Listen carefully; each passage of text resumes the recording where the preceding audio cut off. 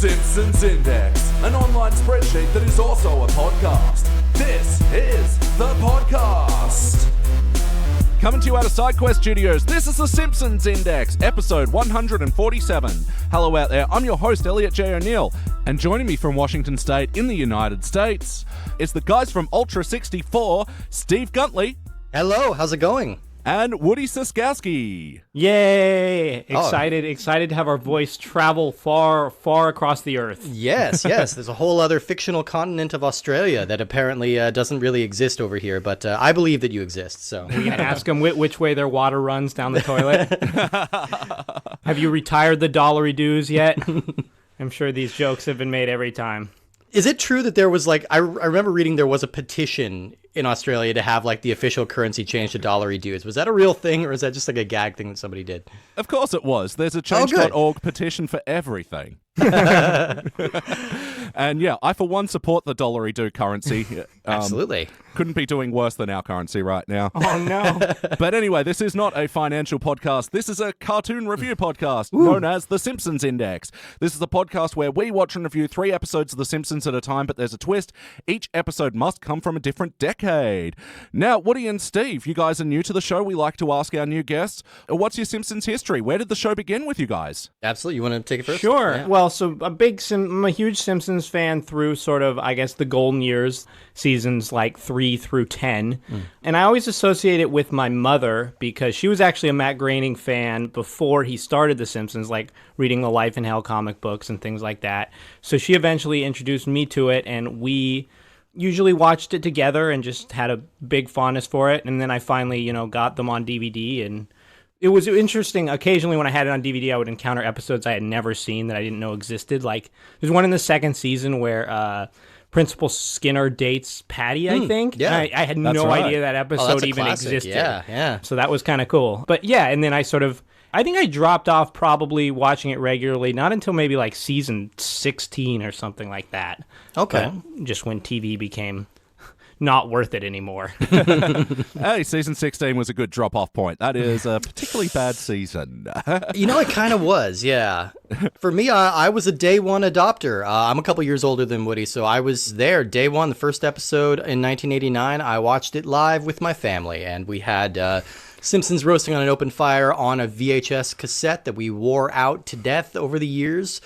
So I was a big early adopter, and then when I was, I think right around season 4 or 5, my family moved to a very remote location in rural Colorado, and we did get some channels through our antenna, but Fox was not one of them. So I had about 10 years of my life when I had no access to Fox and therefore no access to The Simpsons. Oh. So, once the DVDs came out, I considered it a great opportunity to go back and revisit. And I consider myself a mega ultra super fan of all the episodes that are on DVD. I haven't really watched much beyond that because, like what he said, it's difficult to motivate yourself to watch live TV anymore. And The Simpsons makes themselves weirdly unavailable. I'm hoping when they all appear on Disney Plus, I can do a proper binge of the entire show and see if there's some missing gems in there that I missed out on. Yeah, it's absolutely ridiculous to try and get Simpsons here at the moment as well. Because we don't have access to that Simpsons World app, and it's actually still up in the air whether or not we're actually getting Disney Plus. So, oh, wow. Yeah. For some reason, it takes a lot of effort to get things down to Australia. I don't know, maybe because they have to convert it from being upside down for us or something. That's the whole thing, yeah. They have to convert the video format to 60 hertz.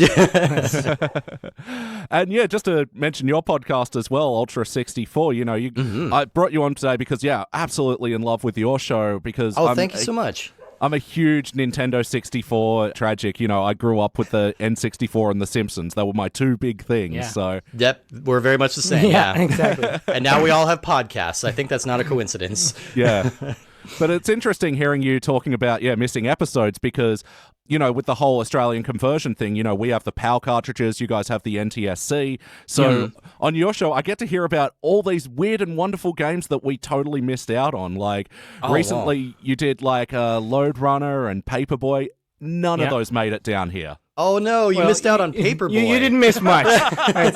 Wouldn't it be weird if there was, episodes of The Simpsons that didn't exist in other countries are like only were released in certain areas. Yeah, Like, right. Yeah, like they just They didn't bother to release the Australia episode in Australia because they were afraid that it would go over badly. Even though I imagine Australians have a pretty good sense of humor about themselves. Oh yeah. Well, and I mean, I imagine y'all had some games that we didn't really have access to over here as well. Like I believe, but I mean, I can't be sure, but I know there are some games that were released exclusively in Europe and some I exclusively. think there was in a Japan Tasmanian devil game. You guys got Tasmania, yeah, I believe that was something we did not get. Yeah, but and I know things are kind of much more restrictive in Australia. Is that right about like ratings and game releases and stuff like that? Yeah, some of the hard R games like have a lot of trouble getting released over here.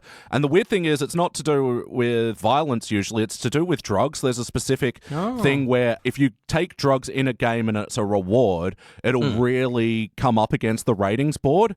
And it's like your power mushroom in Mario is a drug, technically. Wow. Like, Every country's got its own bugaboo, you know? Like for us it's sex, Yeah. for Australia it's drugs and Yeah. That's interesting. So, I mean, I guess you guys didn't get the game Narc at all. You know, the modern update where you shoot heroin to gain superpowers. And oh, that sounds wonderful. I'm going to track that one down.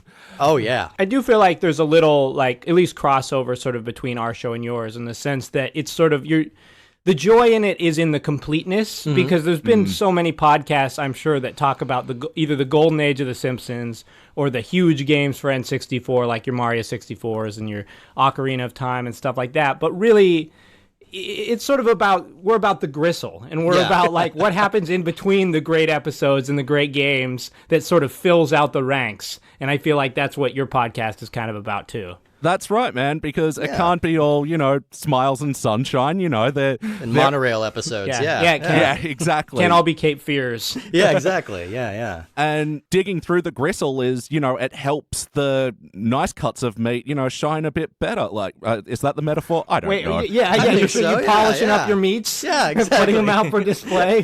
Yeah, it helps you appreciate. So, yeah, let's chew into the fat a bit.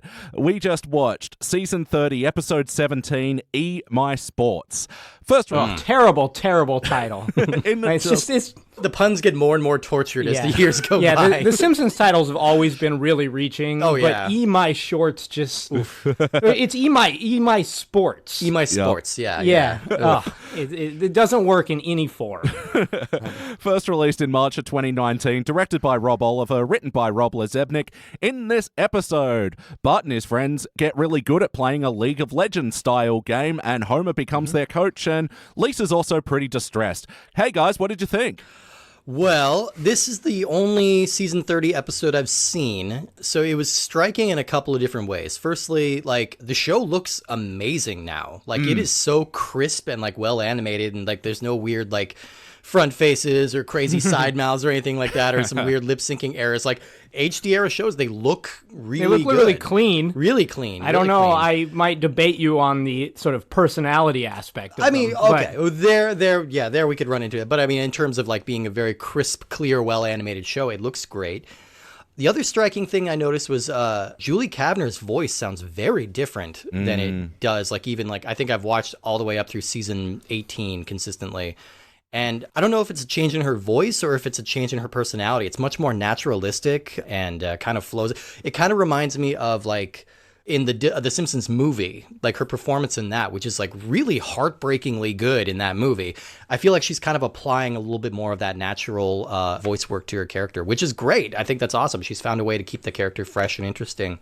Oh. I have a short-term question here. This episode seemed to have no intro. There's sort of a weird shot of Martin outside of the house getting sucked Ralph getting sucked into like a hose or something. And then they cut right to Marge, Homer, Patty and Selma, and Lisa playing board games. Yeah. Right. And you're like, wait, did we miss part of the episode? Was Ralph like drinking like a reference to something? It was super. That was one thing we noticed. Like, I do think this episode had a lot of funny jokes, but there were at least 3 parts in this episode where we were like, wait, what is the joke there? What is the reference? It's sort of, it was like something sort of came out of nowhere. Right. And there's a really weird scene near the middle of this episode where they're walking around Korea and Homer looks at his phone and it just cuts to Barney driving down the street with a bottle of beer. Like he's passed out on the dashboard and like I guess he's like live streaming himself driving drunk and Homer's watching it? And when wishing that he was there or something. Yeah, they don't really establish why. But it totally comes out of nowhere. It's out of nowhere, and I don't know. Is it a reference to something that's happened? Elliot, have you watched any of the earlier season, like of season 30? Do you know is this a reference to something else that happened? Well, I used to keep up with the episodes week to week. That is until I started doing a podcast about The Simpsons and reviewing 3 a week, sort of diminished my motivation to do that. But yeah, it is sort of a trend that we've noticed is that they do often forego the couch and chalkboard gags to sort of fit in more episode, but it doesn't necessarily pay off. It almost feels like there is too much, to jump back to the metaphor, too much fat and gristle. And in this episode, one thing that stood out to me was this post-credits thing as well, where they return to Homer's fantasy world of the sports dads. Yeah. And, it was just so lame. Yeah, that's a subplot that did not work for me at all. The general criticism I have against most of the new episodes is the plots just all feel so crammed and so rushed, like nothing has any chance to develop. So I appreciated that they at least made, and I know a lot of that is not their fault because they're set on a certain advertising schedule of like when the commercials have to be, so the episodes get shorter. So I appreciated that, they cut out, because sometimes these chalkboard gags are like 2 minutes and they're like the focal point of the episode. They're like, we have a celebrity animator for this episode or something. And then everything is way more crammed together. So honestly, I enjoyed this episode more than I thought I would. I would agree, yeah. And I think that part of it was just that sort of 1 to 2 minutes they saved at the beginning gave things a little more time to develop. Yeah. It still felt like it moved too fast, but not as egregious as some of the new episodes I've seen. Yeah, one of my main criticisms of the show in recent years is that it tends to feel like a sketch show where they're just doing a bunch of unrelated bullshit. At least this one sort of had a through line, but it sort of didn't exist in a lot of moments enough to develop. And then when they went to Korea, it sort of felt like a different episode entirely. Yeah, Kinda. It really did. Well, I noticed there isn't really an A plot, B plot structure in this. It's all kind of one story. And that makes it feel weird when like a sort of Lisa B plot appears in the third act. There was a weirdly dark scene of Lisa being so sad that she wasn't going to go to Korea, and like the camera like shifts really close to her, and she's kind of having this panic attack. Her eyes twitching. You notice that? Like one eye was like twitching a little bit. It wasn't really played for laughs. I mean, and she just seemed very upset, and Marge is kind of looking down at her and sort of relents, and then she says, "I'm going to go get my happy diary from the basement," which is a funny joke, except it's already a weirdly dark scene, and that sort of hangs a lantern on it. I don't know. And I mean, we don't get any indication earlier in the episode. Like, there's no real continued hints that Lisa is feeling left out until all of a sudden, I'm feeling left out. Oh, and by the way, it's been my lifelong dream to go to Korea. Yeah. Yes. And and we're doing sand sculpture, and Homer's going to become Zen all of a sudden.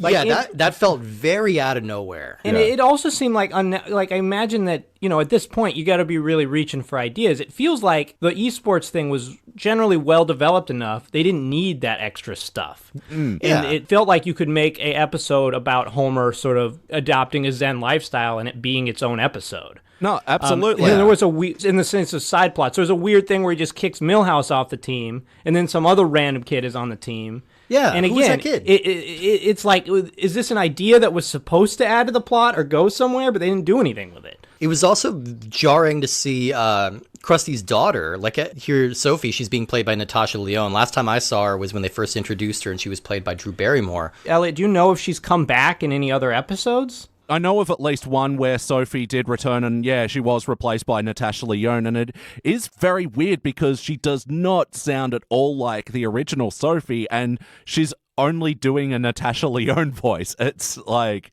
Yeah, which, like, I'm not against it. Like, I'm totally fine with, like, Natasha Lyonne having a bigger part in the Simpsons cast. That's not something I thought would ever happen, and now I'm thinking about, I'm like, I'm into that. That's cool. And that's a minor enough character that this isn't like a... But it seems totally random. Like, I don't know why you bring back this specific guest character and give her... Like, why don't you just make that character Sherry? Or Janie, or Lisa, and then that's another plot point that you can use. Like, you'd rip off like the Lisa on Ice thing, where they're vying for the captain role on the team. Because the only thing that they actually used Sophie for was, we can all go to Krusty Burger. We won't get a discount, and then cut to Krusty for that like really weak. We won't tell him what the monkey did at that birthday party. It's just.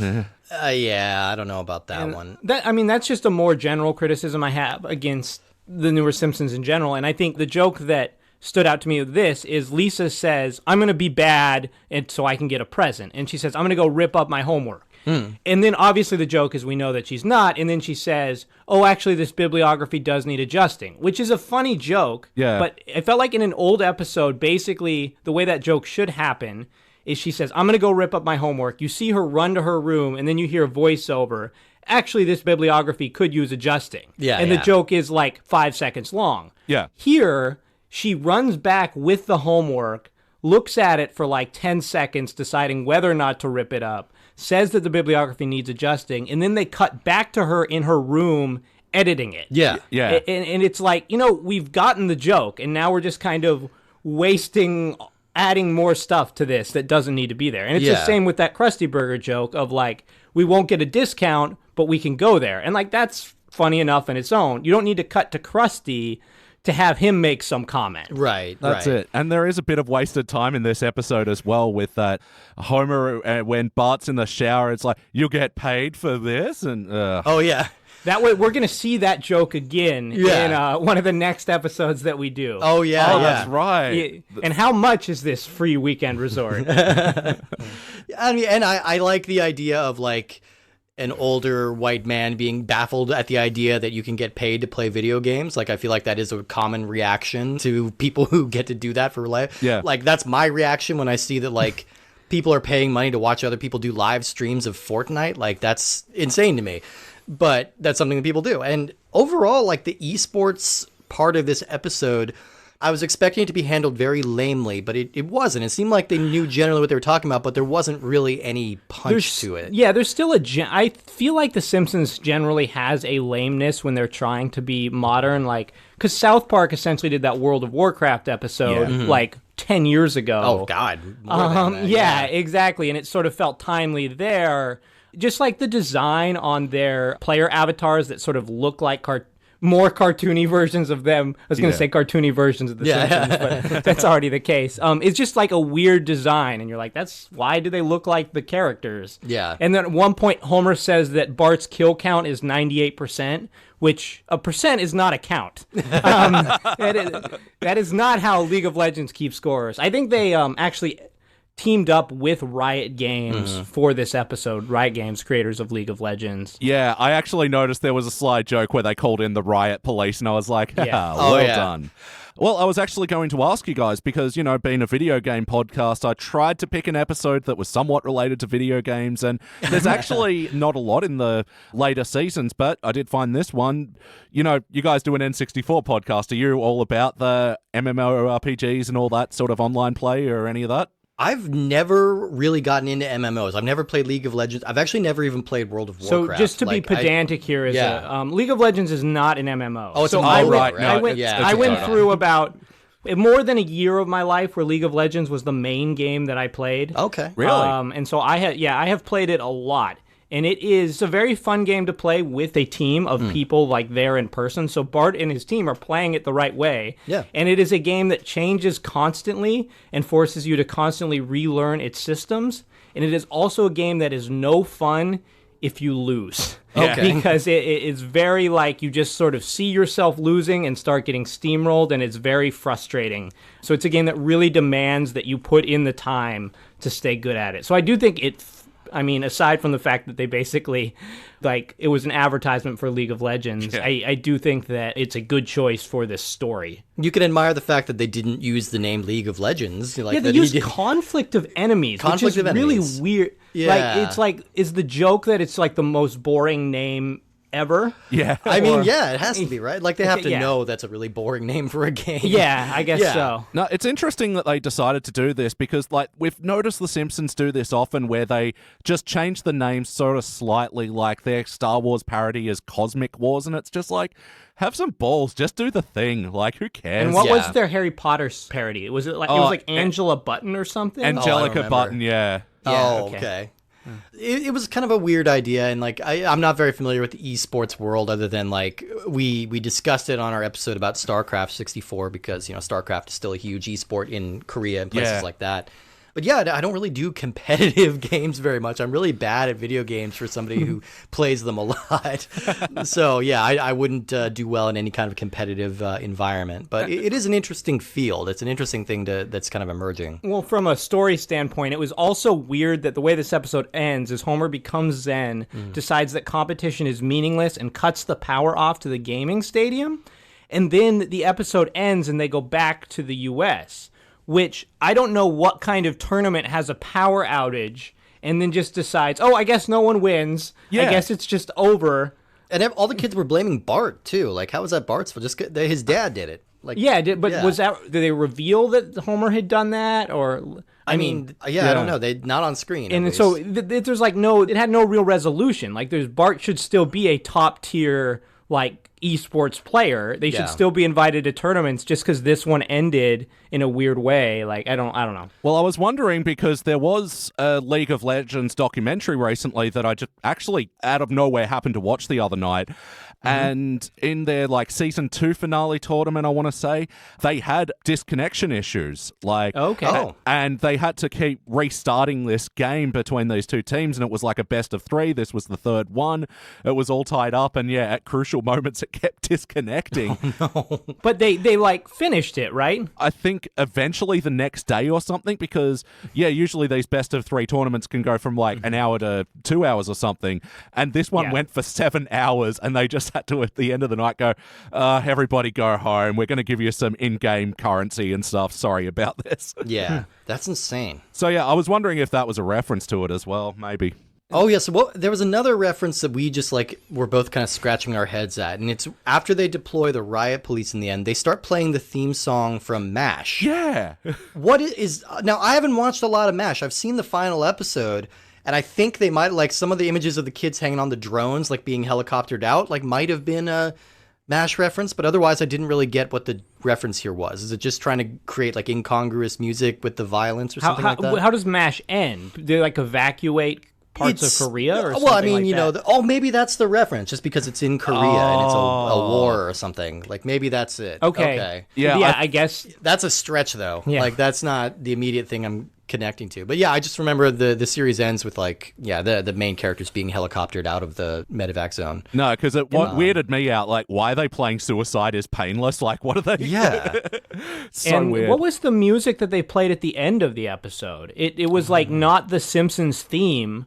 But it was not even a play on the Simpsons theme. Was it the reprise of like the Dad song? Maybe? Oh, that's a good maybe. theory. That Dad song fell out of my head immediately. That was a really lame sequence. I did cringe a little bit when I heard they said, "Oh, we're gonna do this in a song." It wasn't a painful song, but wasn't the it certainly worst did they've ever not done. stick with you. It's not like something on Family Guy or something, but like It also wasn't surprising either, because it was just sort of listing the tropes of the, obsessive dad, and I don't know, it didn't really do much for me. How about you guys? No, it felt a little toothless and a little out of nowhere, and also it didn't necessarily relate to what was going on. Also, they never really explained why Homer would be a good coach at this. Like, he doesn't play video games.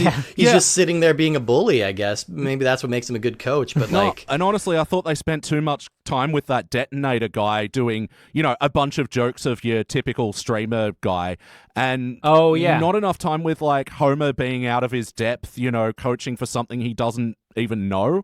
And I thought that would have actually played in a lot better with like the obsessive dads and stuff. They see their son has a particular talent in a thing and they go head forth into the it. detonator guy was weird too. I think this episode had a couple of like disconcerting like voice actor choices, weirdly. Not necessarily disconcerting in a bad way, just like voices that I'm not used to hearing in The Simpsons. Like Kevin Michael Richardson, who's an amazing voice actor, is coming in playing Tiger Woods' dad. I've never heard him on the show before, and that's a great fit. But the guy that got to play Detonator, like, I kept scratching my head like trying to figure out who that was, and finally looked it up, and it's Chris Edgerly, who is like, he's a voice actor, like comedian, video game voice actor, best known I think as Peter Potamus on Harvey Birdman, Attorney at Law.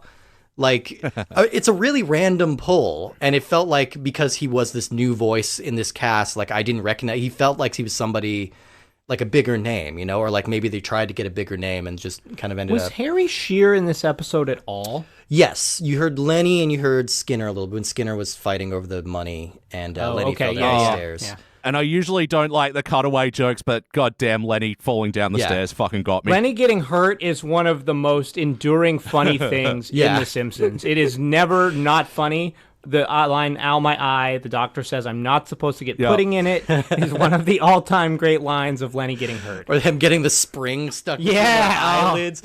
I mean, and it works with Lenny every time because Lenny serves as kind of like, he's both this like Zen figure of worship and like the idiot savant. That's it. Like whatever you need him to be, he's going to be one of those. But it's always funny when stuff happens to him because he's either being taken down a peg or it's Hans Moleman style punching down in like a way that's kind of Lenny and Carl funny. are just like, they constantly can sort of change their backstory and everyone's relationship to them. Yeah, and are they married or not? They've both claimed wives at various points and then said they made them up and then they have wives again. And they have girlfriends that look like the opposite one, and it's a funny history. I think the one last thing that I think really stuck out as weird to me in this is they did 2 separate jokes in this episode that made it seem like Bart was going through puberty. Yeah. Oh, yeah. And then they kind of abandoned he randomly had a mustache. Yeah, he randomly had a mustache. He had to shave. Which I feel like it's a neckbeard joke. In the sense it's like people who play computer games are not clean shaven. Sure. But it came out of nowhere. It's not like the mustache regrew at other points during the episode. Well, like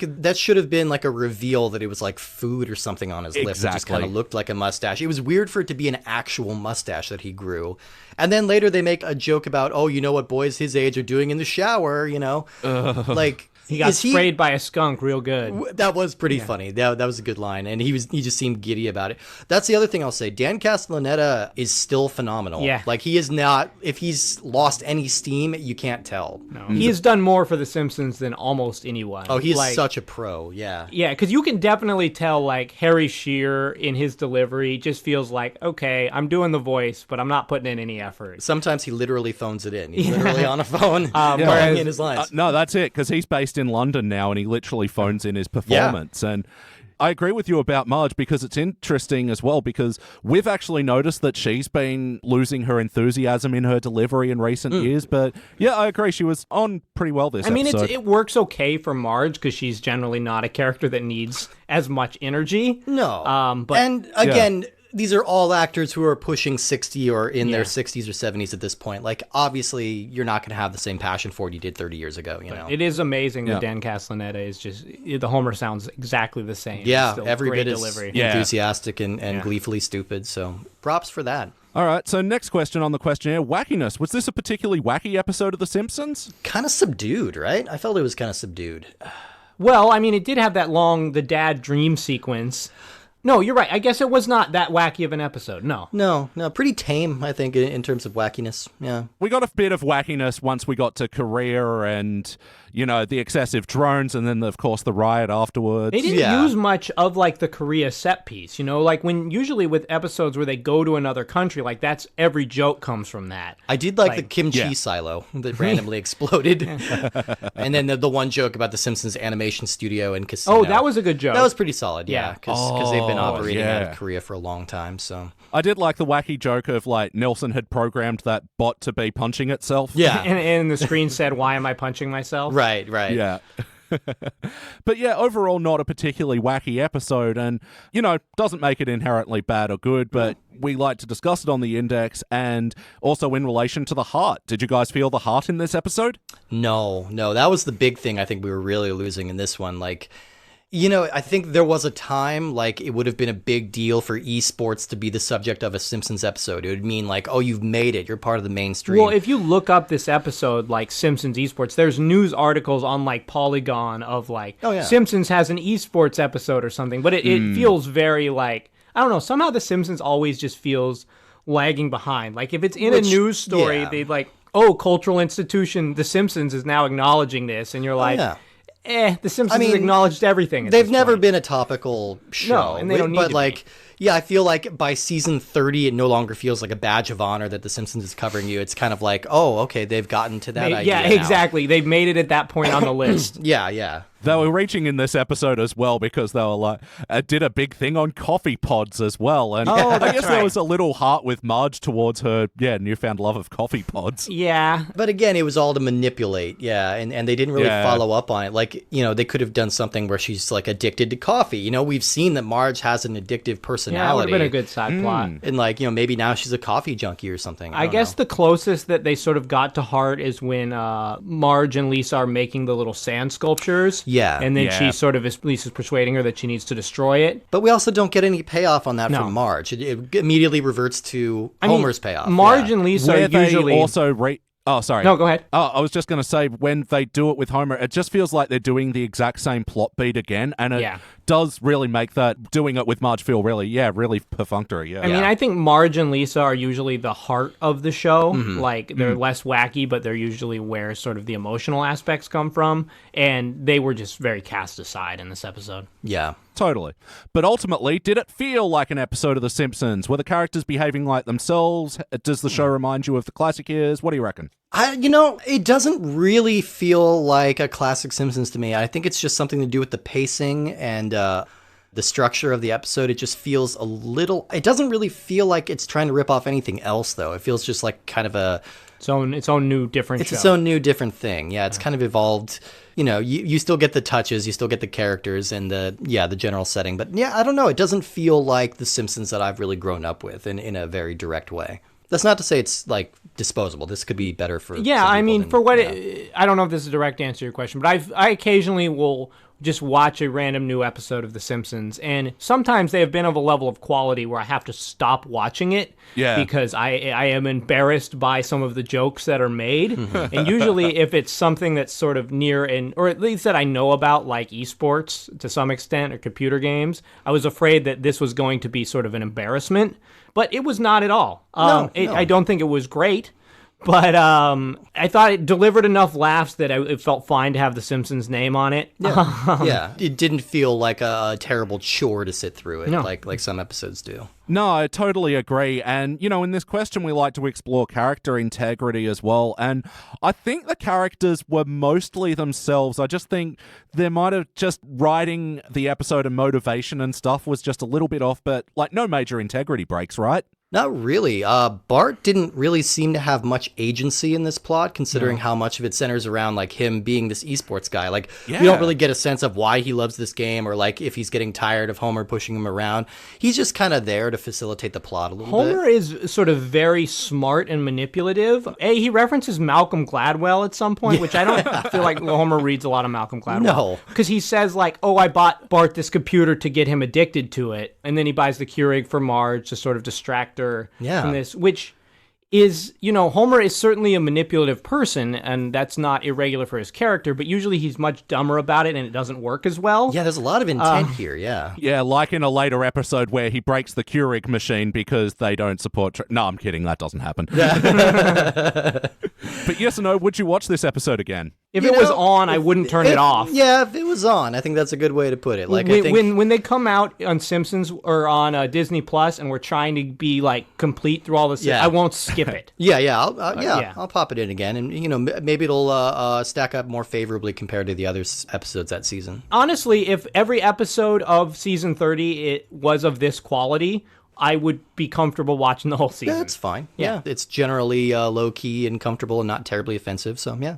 Yeah, of the 4 or 5 episodes from season 30 I've watched, this is easily the best. It's not saying much, but it's still the best. And we'll take your word on that. I'll take If we'd watch it again, we like to think about what playlist we'd watch this in. What other Simpsons episodes do you think would pair well with this one if you're like sitting down for a Simpsons marathon? I would pair this with Marge Be Not Proud, which is the Bone Storm episode. Yeah. So I think you can go two ways with this one. You can go like the Homer is an obsessive dad playlist, which is Lisa on Ice, where they play hockey, and Homer pits them against each other, and Bart Star, where he plays Pee Wee football. Oh, yeah. And there's that line about, I'll never encourage you again, which is a good line. And then this episode, those all track in one theme. Or you could go the video game route and do the boxing episode where they're playing like the Punch-Out Knockout parody with Homer and Bart. And then Marge Be Not Proud where he steals Bone Storm. I was going to go with the, I'm forgetting the name of the episode. It's from season 10. It's the one where Lisa's playing Dash Dingo and she gets obsessed with that Crash Lisa gets an knockoff. F. Lisa gets an F. That's the one. Yeah. So that one has a very heavy video game plot as well. But I like the idea of pairing it with the sports one, the obsessive Homer sports ones. That's basically what this is. Yeah, more than a video game reference. Yeah, absolutely. All right. Yeah, those are some good playlist ideas. I love it. All right, we're almost at the end. Woody, we'll start with you. What would you change about this episode? I would cut out a lot of the weird stuff that felt very superfluous, like, basically I would cut 3 things from this episode. I don't necessarily care what they are, but I would cut them and put more emphasis on the other things. Like I would cut either the dad dream or Milhouse getting cut from the team to be replaced by a random person, or the coach who's there that they hire before Homer takes it over, and then just flesh out the other things better. Because I think there was plenty of room for more jokes on those other things, and time was lost with these other plot points that didn't go anywhere. So I don't care which direction they go with it, I just wanted more time on something. Yeah. And how about you, Steve? What would you change? I would say 2 words, more Lisa. I think we need to develop that plot point a little bit better. I think, she should have been on the team, or she should have been swapped out to be on the team at the last minute when they cut Milhouse or something like that. Yeah, to help give Bart something a little more to play off of, so he's not just kind of a lump. And yeah, I would cut the dad sequence entirely. It added nothing, and it didn't even feel like a very current reference, like making fun of Earl Woods for being a helicopter dad. Like, that's a 25-year-old reference at this point. Like, that's not really going to have much impact anymore. Modern up-and-coming golf superstar Tiger Woods is not a current reference. Potential, not a mark on his record. Yes, America's hero. Yeah, no, absolutely. I think that's a really good idea about Lisa, being subbed out, because, maybe she isn't that great at video games, but she is that good at strategizing. And, it's a strategy game, right? Yeah. I don't know. That would have been a wonderful coach. That would have been a wonderful twist, actually, to have her be an expert at sort of coaching the team and something like that. See, that'd be a great way to take this, yeah. Well, I like that a lot better than my current idea, which was, I actually wish the dad dream wasn't a dream. Like, yeah, first of all, I don't think they should have gone to Korea. Just make this set within Springfield, whatever state it's in, and, they get to the big League of Legends tournament that's in there. I still think you can do a lot of these things and not unnecessarily have to change setting. And I think you can do a lot of these things and have, the dad's backstage, or maybe this is where you have, like, your detonator character talking to Homer how to be a good coach. Like, I think that having the dream angle, and again, dated Tiger Woods reference does nothing. It's true. They always do go a little too big with their contests. Like, Lisa can't just be a good speller. She has to go to the National Spelling Bee, They have to go to, like, something in some country. Like, yeah, I agree with that. Absolutely. And guest stars of the episode, we already mentioned, Natasha Lyonne. Ken Jeong was playing one of the Korean monks as well. That's another one. So random to just bring Ken Jeong in to do 2 lines and then, like, not even draw attention to the fact that he's in there. He's, like, probably the biggest name guesting on the episode. Yeah. Like, why don't you draw attention to that? Although I didn't originally like Marge's suspicion that they was just scamming to steal their shoes. And then it turned out he did steal Homer's shoes. I kind of liked that joke. I totally missed that joke. Yeah, I think I missed that one too, yeah. Well, it was just a good... So now I need to watch it again. That was cut in the States. We're very sensitive about shoe-based humor here. They're getting stolen all the time. Yeah. It's a problem. Welcome to Donald Trump's America. No shoe is safe. And the other guest star was David Turley, who is a League of Legends commentator working for Riot Games. Oh, okay. I mean, that makes total sense. Yeah. He was the guy who made the joke about oil painting. Yeah. Right. Okay. That was kind of funny. Sure. It just, like, I think that's the kind of Simpsons joke I like, where it's like a very, very specific observation in someone's life. A very minor character. Like, I just think it's funny when you take, like, a character who has no other purpose than to facilitate the plot a little bit and then give him some backstory. Okay. I don't know. Just like, now we get a little slice of that. Yeah, you're turning me around on that joke. I thought it was just a bit of lol, so random. Pardon the pun.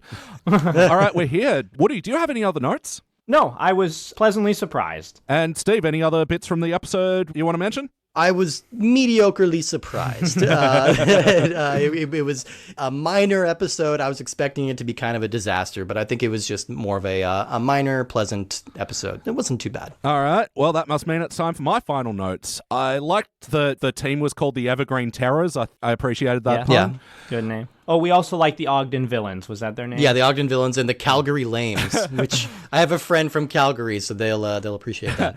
Oh, we also really like the joke where they were going to dump maple syrup. Yeah. Oh yeah, and it's very slow. That was a good gag. Yeah, I adored that gag, but yeah, I could have done without the out-oot gag that they did later. Oh, yeah. That sort of felt very forced in there. That's overdone. Oh yeah, there was when Milhouse was getting dumped as well, they did an extended thing about Rudy, and it was just boring. Again, 25-year-old movie. Yeah. Like, More than that, right? 1993, so yeah, 26 years. Yeah, Jesus. around there. All right, that means it must be time to rank this thing. On the Simpsons Index, we rank using our 6-point scale, which starts down the bottom at failure. But maybe if the episode was just meh, you give it participant. But for the positive rankings, you've got okay bronze, good silver, excellent gold, but for the best of the very best, the episodes which The Simpsons could not exist without, you give cubic zirconia. I'm going to go first. Let me show you how it's done. Look, I'm going to be nice today and I'm going to give it a bronze. It was very close to being a participant because there were a lot of boring elements, but I think the important thing to notice here is that it wasn't offensive. It was, I think you guys put it best, pleasant. Woody, what do you reckon? Yep, I'm right with you. I will give it a bronze, just above participant. And Steve, finish it off. I'm going to fall on participant, I think. I think it just fell a little short for me, and I think it's something, the more we've picked it apart and the more we've kind of analyzed it, I'm seeing bigger and bigger holes in it. Like, it's not a terrible episode. It has some funny stuff to recommend, and there are some things that they do well, but I think it's pretty much a footnote. No, fair enough. I'm kind of glad someone went participant. So, averaging out, we will call this one a dull bronze. This will be joining other such episodes as Sky Police, where Chief Wiggum gets a jetpack and, murders a bunch of people. Okay. Wow. I did not know that one existed. They stole the plot from RoboCop 3. Also be joining Jazzy and the Pussycats, where Bart becomes a jazz drummer. Oh, yeah, I do know from that season one. 18. Yeah, okay, I saw that one. Hardly Kirking, where Bart and Milhouse figure out that if they tie a tie tight enough on Milhouse's neck, he sounds like Kirk, and so they do this whole having him imitate Kirk thing. And You could be making these episodes I don't know if up. I like that. Ooh, that was pretty good. Thank you. But my favorite of the dull bronzes is Dark Knight Court, where Mr. Burns assumes the superhero identity of Fruit Batman. Oh, God. No, it's Part of me just died. it's a weird one, but it's weirdly enjoyable at the same time. All right. All right, yeah, look, that does it for the recent episode. Now, let's go a long way away to the teens era, where we're reviewing Missionary Impossible. We'll be back.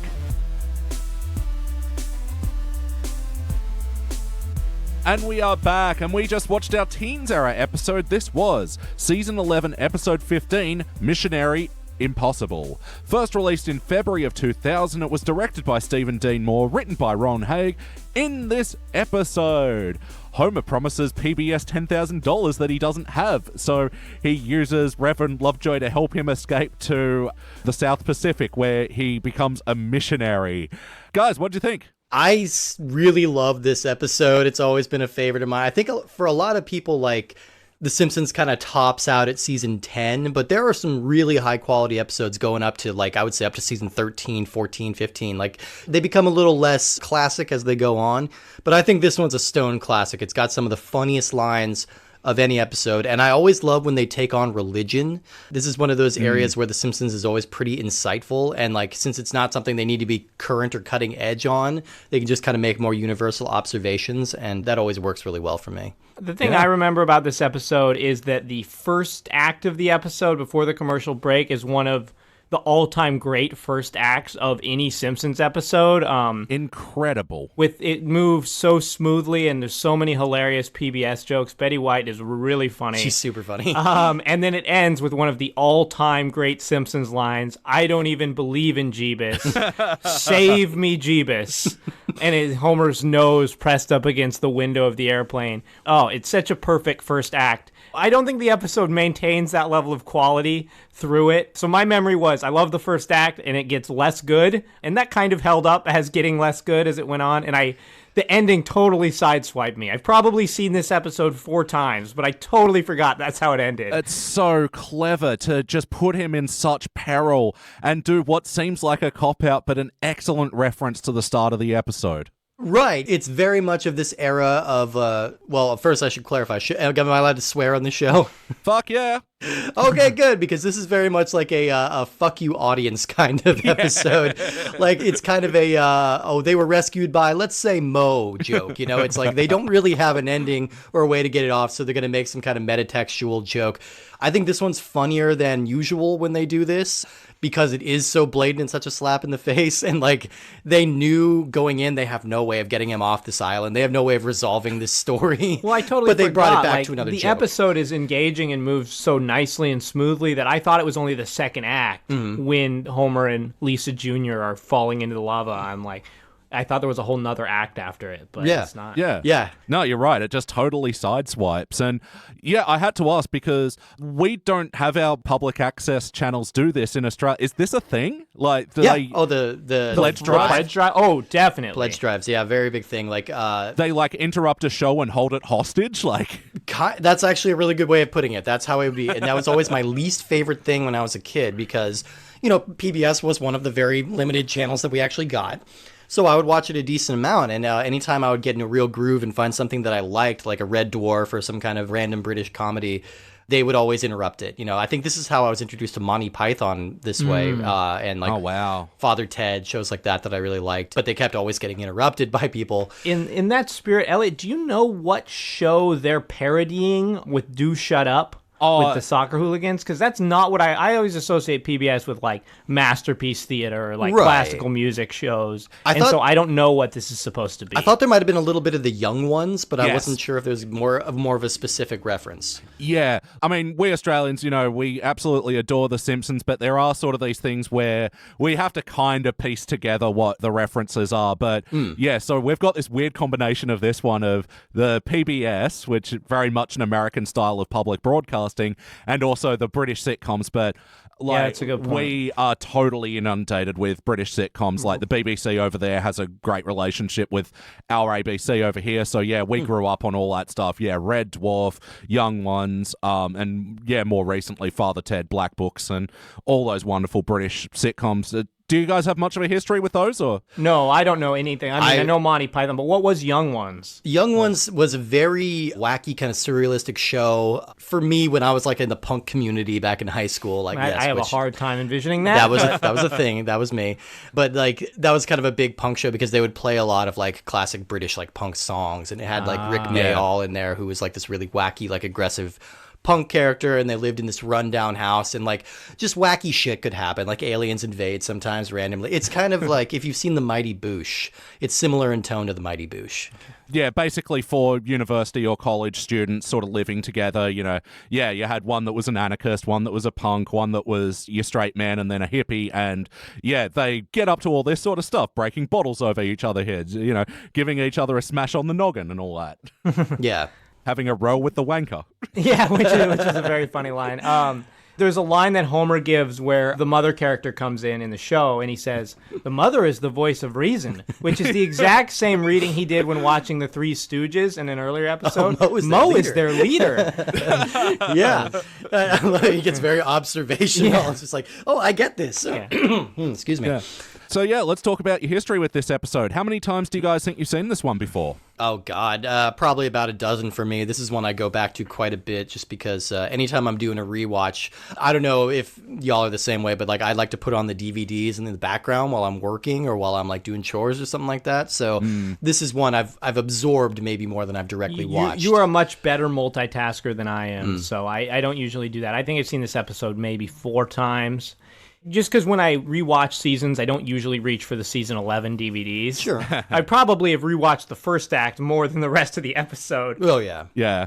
Yeah, I don't know how many times I've watched this because this is like right at the end when I'm videotaping Simpsons. Yes, I was still videotaping past the year 2000. Yes. And I had this particular mix of episodes that included like this, Simpsons Tall Tales, Trilogy of Error, and like a lot of great Trilogy teens of era Error. episodes that, yeah, I love to, put on when I was a teenager and get stoned or whatever. And Yeah. so, yeah, I probably like in excess of 30 times actually maybe have seen this episode. This is a good episode to get stoned to Yeah. lick Some to. toads, yeah. Yeah. There's also, we noticed, I think for the first time, there's a Pink Floyd reference randomly Yes. buried in Right. this episode when Marge calls him on the ham radio. Is anybody in there? Yeah. Yeah, I never noticed that before either. Yeah, surprising amount of British references in this episode. But Yeah. and this episode is just absolute gag factory like that. And when Homer is screaming sanctuary and runs into the church, it's such a simple little thing, but Reverend Lovejoy is like fixing the organ like he was a car mechanic. And Yeah. again, just such great jokes that didn't pull focus. But yeah, so on that, how about the wackiness of this episode? Was this a particularly wacky episode of The Simpsons? Oh. Well, there was a moment we're watching it and like Big Bird descends from the The sky, screaming Teletubbies like are an shooting eagle. lasers out of their heads. And we're just like, yeah, this one's high on the wackiness. Yeah, it's very high wackiness level. I remember at school, people would quote the line, Elmo knows where you live. Yeah. Oh, that one is That's burned a in good my one. brain. Yeah. Or Mr. Rogers, it's a beautiful day to kick your ass. Like, The Yo-Yo Ma joke, I think that's supposed to be Yo-Yo. Yeah. That his Little voice racist. is not...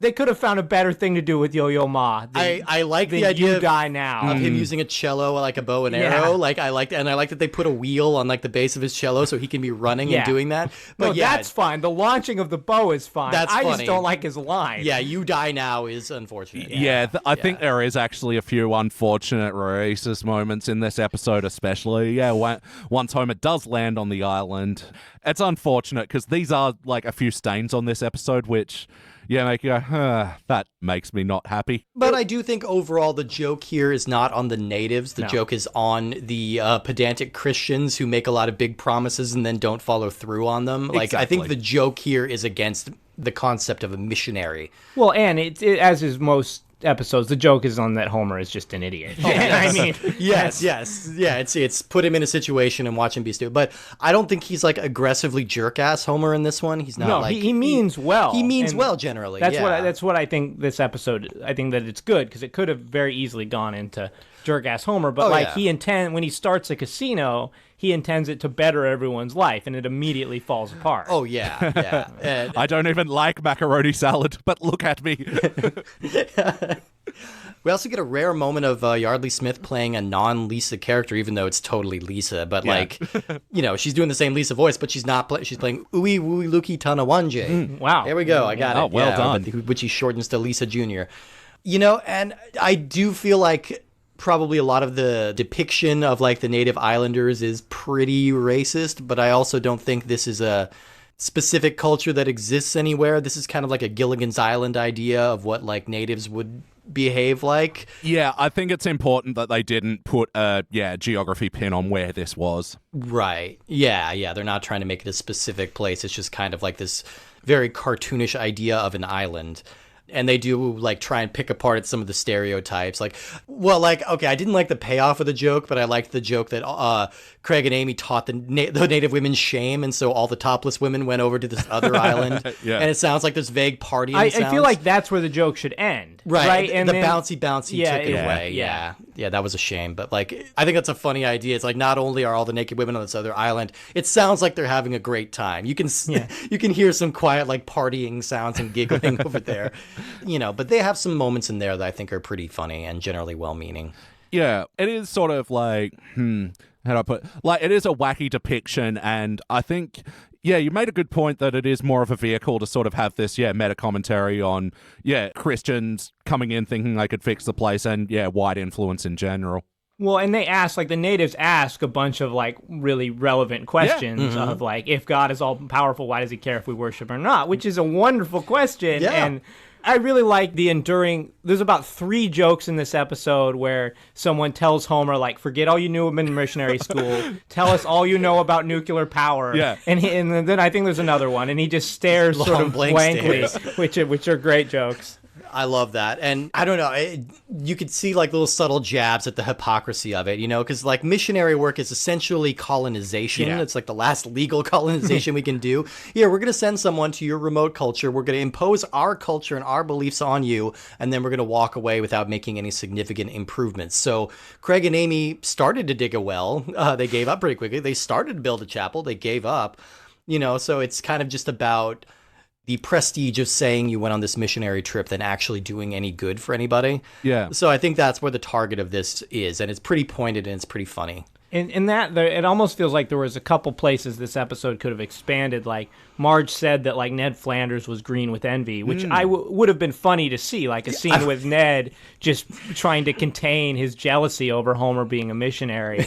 Flagellating himself or something. Yeah, Thinking exactly. impure thoughts. I don't, unlike the esports episode we just watched, which had a lot of stuff I feel like you could take out, there's not a lot here I would want to take out. I think everything in there is good. I just kind of want more of it. Yeah. This episode felt really short, but maybe that's just because it was pretty engaging. Like, I think that the esports episode is actually short, like has less content in it in terms of minutes. Yeah. But it felt a lot longer than this one. Yeah, this one breezes right by. Yeah, and this one's sort of interesting because, like, the first 2 acts are actually a little bit longer for the usual sort of 7 minutes. I think they run about 8 each. Okay. And then the third act felt really short. Yeah. And I think that actually helped lean into the whole side-swiping ending, is that it's so unexpected and so sudden because you're expecting the third act to be longer. Yeah, and I think that worked in its favor, you know, and they continue the theme into the third act where it's just like this outside influence is just a corrupting influence on their culture, and he's basically destroys their lives by trying to impose this like American idea on them. So A couple random nitpicks. I think it's super weird that everyone's so excited to get a $10,000 donation, which is like nothing. So like they're like, you've saved PBS with your $10,000 donation. We could stay open for another couple hours. yeah, They had the entire crew and actors and stuff come over to their house. It's also weird that their total that they were going for was $10,700, which seems like a not funny number. Like, I feel like it should be like $10,035. The joke being that they've only gotten $35 so far, Or like- or something like that. whatever it is when you have to type in boobs in a calculator. Exactly. That seemed a little random. And then at the end, it's the same thing of Rupert Murdoch is so excited about the $10,000. Right, yeah. Doing really bad Australian accent, which I was curious to hear what you guys think of that one. But yeah, really bad Australian accent. Bad Murdoch impression in general. Wait, you don't think that's not actually Rupert Murdoch? No. no, that wasn't because him. Rupert Murdoch was on The Simpsons. He was on The Simpsons on the Super Bowl episode. This is definitely Dan Castellaneta doing it because, like, Rupert Murdoch's line reading was really flat and terrible, and this was sprightly and angry. Is this the most direct? I mean, The Simpsons has had so many jabs at Fox, but Yeah. You've Saved Our Network wouldn't be the first time from Bart is one of the most direct jabs. Looking at the camera and winking? Yeah. They also have a jab at a fellow Fox cartoon when they like, if you want to keep horrible, crass programming off the air, and there's the TV with the Family Guy logo on there. Oh, man. Let me tell you, I briefly was attempting to revisit some old episodes of Family Guy just to see if there was anything, like, redeemable about it. Like, I remember liking it a lot when I was younger. And, man, I tapped out after, like, season 3. Yeah. Like, fully one half of every joke in that show is wrapped up with somebody getting punched in the face. Like, that's the punchline for half the jokes on that damn show. The other half are rape jokes. So, like, there's nothing redeemable about Family Guy. No. No, I reckon Coming Back was probably its downfall. It probably could have existed as a cult classic if it was just those first 3 seasons. But yeah, after that, they just got too confident and, yeah, so crass and so terrible. But crazy to think that, like, when this joke was made and then Family Guy would last another 19 years, like, and still going. Still going. Yeah, so I don't know what to make of that. No, it's ridiculous. And yeah, we're trying to figure out how we cover the Simpsons Family Guy crossover eventually, which I remember watching at the time and thinking it was okay episode. Well, for what it's worth, that is a Family Guy episode, not a Very Simpsons much a Family episode. Guy So episode. you don't have to feel obligated to cover it on your podcast. Yeah. No, we want to do the South Park one as well, where they do the cartoon wars and Oh, have yeah, Bart in yeah. it as well. Oh, I love those episodes. Yeah, that's where they like- have the manatees that are pushing the That's like- suggestions. That's I- a really good jab. At I Family could not Guy. put that joke out of my mind when I'm watching Family Yeah. Guy now. I'm like, this is 100% accurate. This is like a couple of random things crammed together that don't really have anything to do with anything. Yeah. So, yeah, good to see them having a jab at Family Guy. And, yeah, this would have only been during its first season. So, yeah, that's Yeah. pretty amazing. And references to Futurama and the PJs in there as well, and King of the Hill. There was- that's oh yeah, right. Bender was there. That's right. Yeah. The PJs, I think, only lasted like 2 seasons or something like that. But like, I remember that being an okay show. Yeah. And King of the Hill as well, long-running animated Yeah. sitcom. Like, I have a mixed relationship with it. I think it's mostly good. I feel like it's a very, very American show in a way that like The Simpsons is not. Yeah. Because so many jokes are based around a very specific location where they live and certain And a- character types that live there that it doesn't seem like it would play very well, in other cultures. Yeah, I personally, I love King of the Hill. I think it's one of the most consistent shows. Like, I could only point to maybe like 1 or 2 episodes I would consider actually bad in a 13-year run, which is pretty incredible. But yeah, I agree. I think it's about a very specific kind of American idea of what America is, and yeah, so I'm curious how it plays. Yeah, it's amazing that it ran for 13 years as well. And the interesting bit of trivia that I discovered recently, the year King of the Hill ends, another year passes, Bob's Burgers premieres. Isn't that crazy? Okay. Oh, wow. I didn't realize. Yeah, I forgot it was like that close to each other. Yeah, Bob's Burgers going on a decade now, too. Yeah. Damn. There were a few wacky moments in the beginning that I absolutely loved, like when they're cutting to Marge and she's just randomly in a news agency or something, and she's like getting greeting yeah. cards by the scoop and like waving them like they were fruit. That was a good joke. And yeah, there were just so many great wacky moments, especially with Betty White. Oh my God. She just has such awesome delivery. She's fantastic. And I think a lot of around this time, like there was a big push like to get Betty White on your program or in your movie swearing. Like I think people thought that was kind of the funniest naughty thing. Betty White. Yeah, because she was known as Rose on the Golden Girls for so long, who's like a very sweet, innocent kind of character. And then she shows up in the movie Lake Placid, like a giant alligator attack movie, and she has like every other line out of her mouth is like a swear word. Like she uses the line, "If I had a cock, I'd tell you to suck it." Get fucked, really? Like, yeah. She's like so foul-mouthed and just like. So I think it was just kind of a thing. Like, I think they realized that, like, it's really funny to have this very sweet old lady swearing. That scene just plays so tightly. Like, it's funny how many, like, the timing of the characters talking to each other, like the host and Betty White talking to each other, doesn't make any sense. Yeah. Because they'll take these big gaps between what they're saying, but it gives enough time for Homer to sort of whine or complain, and it just gives it, like, this very sort of vaudeville like interplay between them that just plays so well. Yeah. I'm sorry, but these thieves just make me so mad. You know who you are, thieves. And she's well animated too, like leaning towards the camera and like pointing. I don't know. Yeah, she was really funny. Yeah, I just love when the camera doesn't even change and it stays on PBS and you just hear Homer's groan. Like, we return to Do Shut Up in a minute. As soon as we do this, and Homer's, "Ugh." Yeah. Oh, and the joke about the tote bag and then the umbrella with the picture of the tote bag. That's a great joke. Yeah. I think umbrella. if you grew up around the 90s, you probably have a PBS tote bag around your house somewhere. Like I know my mom donated, so yeah, we got a tote bag Well, somewhere. if you grew up on one of the coasts. Oh, yeah, I suppose Or in so, yeah. Minnesota. Yeah, true. And yeah, the other wacky thing I just wanted to quickly mention as well is the tiny, tiny little subplot of Bart replacing right. Homer. Yeah. This is the one thing I think I would cut from Yeah? this episode. Watching it this time, like, I really like the joke where Homer is like reassigning the household roles because it shows like what a very limited kind of baby boomer idea he has of what the family should be. So like Lisa getting promoted to boy, like, just sticks in her craw, like when he says that. But I don't know. I think that would have been funnier if they didn't play it out. Like if they just let it be that I like joke. this. I think the scene. Can we transition here to heart? Oh yeah, that's where we transition. Because this episode, I don't think has very much heart. No, But it's a I think cynical, the only scene that has heart is where Bart is sort of working at the nuclear power plant and sitting there, and then Mr. Burns comes in and decides to poke him with a stick. and you kind of, there's this moment of like, Bart's like, well, I guess this is my life now. Yeah. And like, this is what it's like to be an adult with a real job.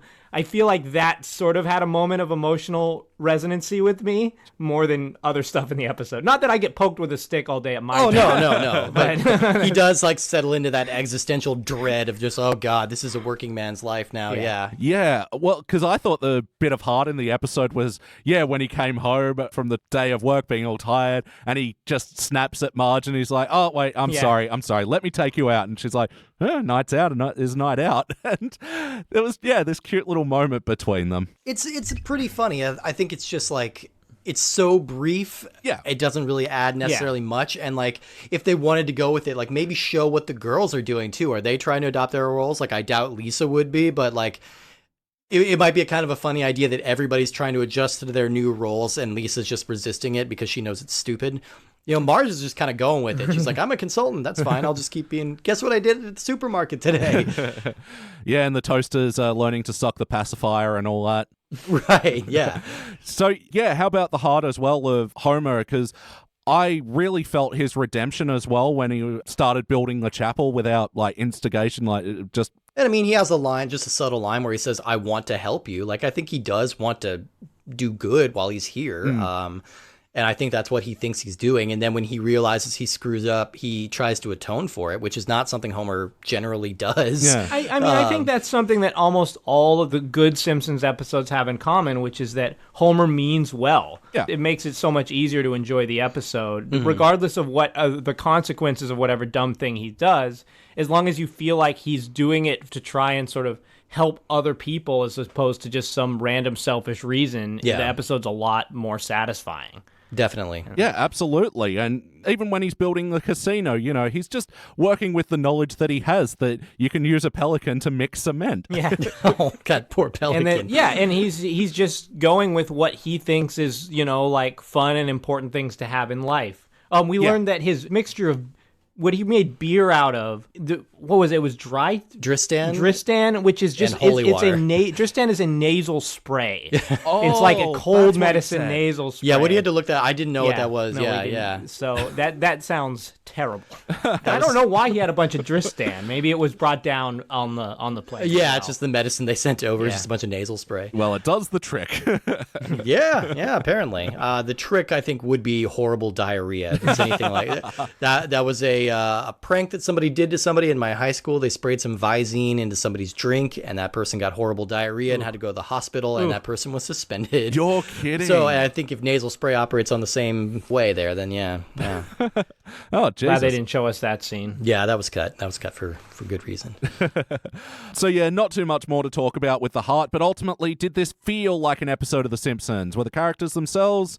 Oh yeah, totally. This is I think this is a quintessential Simpsons episode. I think they've settled into what they are, and they're really just kind of I think still riding a lot of that season 9 and season 10 groove. They're coming down. It's tapering a little bit, but they've still got some juice, and it still feels like classic Simpsons. Yeah. Watching this, I felt a little bad that I was so generous to the episode that we just watched before of E! My Sports.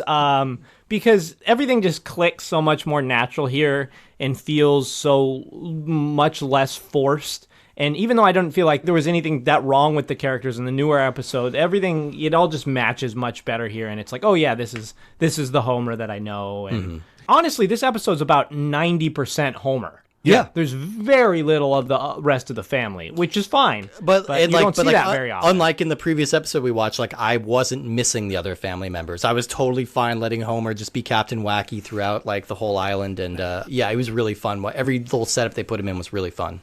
Oh, absolutely. But yes or no, would you watch this one again? Oh, hell yes. Any damn day of the week. I love this one. Yeah, it's still hilarious. I was still laughing like this was all fresh stuff to me. So, yeah, I love it. I'll watch it again once I forget how it ends again, and then I'll be surprised by that again. Or as a random set piece, whenever someone brings up PBS, I'll be like, oh, have you seen that first part of that episode where they talk about PBS, and then I make them watch this. Yeah. Also, another random aside, I should have brought it up earlier, but it's weird that line of I don't even believe in Jeebus comes up, because Homer totally believes in Jeebus. Oh, yeah. He's definitely encountered him multiple times as a character. Oh yeah, he had a whole episode where he met God. He's. Yeah, I do feel like even though Homer is a lazy Christian, he still seems like he's a believer. Oh, yeah, yeah. Yeah, and it's one of these lines that, like, I think it surprises people when it's, like, from this late of an episode. Yeah. Like, it reminds me because this is also the season that has Flanders wearing nothing at all. Yeah. And these lines that, are surprisingly past when a lot of people gave up on the show, that still permeate the culture, I don't know how many times I've quoted that. I don't believe in Jeebus. I think it's an all-time great Simpsons line. Like, I think it's a top 10 Simpsons line. And it's just timely, it's really funny, and, like, I love it. Yep, so episodes we like to watch again, we like to think about the playlist. What playlist would this go in? Oh, man. I mean, we're already kind of pairing it with one that I think I would pair it with, which is Joy of Sect, which we'll be discussing in a moment. Yeah, you could go the religious direction with, I would say, Homer the Heretic. Yeah, great one. And Joy of Sect. Yeah. And then this. Or I think you could go at the travel direction. Yep, good old Simpsons go-to playlist, Yeah, I feel like it fits better with the religious themes than with the travel themes. Yeah, maybe you could bring in the one with Lovejoy fighting the Valley of the Monkeys, where Marge helping out at the charity line. The Simpsons does a lot of good stuff with religion. They manage to like be satirical and still respectful, I guess is a weird way to say it. Like, kind of middle of the road, but it still has some barbs. I think that is the thing that The Simpsons has been the best at sort of jabbing at consistently. It's a lot of the other things of their attempts to sort of be topical tend to feel kind of forced. But like their religious stuff really feels pretty natural. Like whenever they try to get into politics, it does not work. No, Elliot, have you seen the Trump video that they released fairly recently? That little musical bit. Oh my God, that was unwatchable. It's talking about the Squad, and it's like To My Fair Lady, or so, I don't know. Horrible. Yeah. Well, and it's because that they're trying to sort of be political, but also stay on the middle of the road and not offend anyone. Yeah. But somehow that works for religion. Yeah. And I don't know why. Well, I think it's because they situate the characters as being religious, with the exception of Lisa, but in that as well, that they're not mean-spirited. Well, Lisa is a Buddhist. Yeah, she's got a spirituality to her, but yeah. But I guess that's a good point, is like, the show is just open about religious aspects in a way that other shows are not. Yeah. Like, most shows don't even talk about it. Yeah. But, they do it in a way that doesn't feel mean-spirited, and, possibly that a Christian might not be offended by. I say that tentatively because I'm sure someone has been and has written into Fox and complained. So, Steve, we'll start with you this time. What would you change about this episode? Yeah, like I said, I think I would cut the extended bit of Bart being the man of the house. It's fine for a one-off joke, but I think they just gave it a little bit too much screen time with some diminishing returns on that. And I think when everything else in the episode is so strong, this just seems like kind of an afterthought. So that's the one thing I would change, and then maybe spend a little bit more time on the island. I just like all the island stuff. Yep. And how about you, Woody? I don't know. I feel like the ending annoys me. But again, that's because it caught me by surprise. But I don't know what the solution... I mean, I guess the solution is to have the episode be longer, but it's just the length that it is. And I don't know how they would solve that in a... this isn't one of my favorite episodes, but I can't really think of anything that I would change about it, honestly. Yeah. Like, I'm not actually a writer, but, the HD new episodes sort of make me feel a bit arrogant, like I could, Oh, sure. They sort of give me a sense of superiority. This one does not. Like, I don't envy the person who would have to rewrite this one, but yeah, I agree. The Bart man of the house thing could probably be snipped, even though any excuse to have some Mr. Burns like that. Oh, sure. Yeah. My throat's grown sore, so I'm just going to poke you with the stick for the next hour or so. Brilliant. That's one of my least favorite things about later seasons is they cut back on Burns dramatically, and I love Burns episodes. Oh, absolutely. Like, easily like our favorite side character aside from the main family. Oh, sure. But yeah, I think this episode, I would also like to see the third act extended a bit and like see a bit more of Homer like running the church or something. Yeah. Like reading from Psalms and all that. Yeah, that would be funny. Much like Lenny getting hurt, one of the all-time great jokes is people misremembering aspects of the Bible. Yeah. I can think of 3 jokes in The Simpsons off the top of my head of people misremembering Bible verses, where Homer says, "Thou shalt not let moochers into thy hut," where Homer fights a giant spider and can't remember a Bible verse. And then there's one, what is it? It's Reverend Lovejoy says something somewhere in the back of the Bible. Oh, yeah. But I don't remember what it actually is. And Lisa's like, "Let me see that." And he's like, no. Yeah, No, totally. All right, we're here. All I've got left is a few lines that I love. Again, Betty White. You thought you could just stab your problems away? Like, Oh yeah, Oh. the short pen on the wire. That actually is a good one. Like when he says, I can't kill a man. It's not because he's having a moral crisis. It's because the chain is too short. I'm surprised he couldn't break that chain. I Like, know. Those pens are not on there very tight. No. and yeah, also his line. I don't know how you Hollywood bigwigs do it, but here in this town, we like our cars fast and our banks closed. Don't know why. There's no appropriate place to put that in my life, but it just sticks in my head. Also, like the ox testicle. Yeah. Oh, yeah. The ox. God, they made white fluid coming out of that ox testicle. I thought that was like pretty risky to sneak through the sensors there. It's like, wow, okay, he's really drinking something from a bull's testicle. Yeah, okay, or an ox's testicle. Yeah, well, we were saying we were surprised the other week when we watched Brother's Little Helper, where Bart's taking the Ritalin and he goes, oh, my testicles are engorged. Turns out to be the oranges. Oh, yeah. And we're like, is that the only time they've said testicles on the show? And no, they got No. 2 testicles in this show. A pair of testicles. It's a good way to be. Yeah. They always are better in pairs. Oh, yeah, and there's a weird Homer relates the Bible back to Barbara Streisand before when she was with Josh Brolin. Yeah, that's just a random. Odd. James Brolin. James Brolin, right? yeah, his father, yeah. Oh, James Brolin, of course, Yeah. that makes sense. Couldn't imagine Barbara Streisand with Thanos, that'd be weird. No, still together, weirdly. Yeah, Barbara Streisand and James Brolin still together, 20-something years now. So wait, Josh Brolin isn't Barbara Streisand. No, Okay. stepson. Yeah, Okay. stepson. Wow, Barbara Streisand is Thanos' stepmother. All right, it's time to rank this thing. Steve, it's your turn to go first. What would you like to rank this thing? I am going to give this one a gold. I think this is a gold episode. I think it's a little shy of being perfect, and it still has some of that late season cynicism that kind of creeps in, but like line for line, just insanely funny throughout the entire thing. And I do almost want to dock points for the Punch-Out ending, but because they go back to this well so many times of like the joke being that they don't know how to end the episode. But I think this is one of the funnier Yeah, ways they've I done agree. it.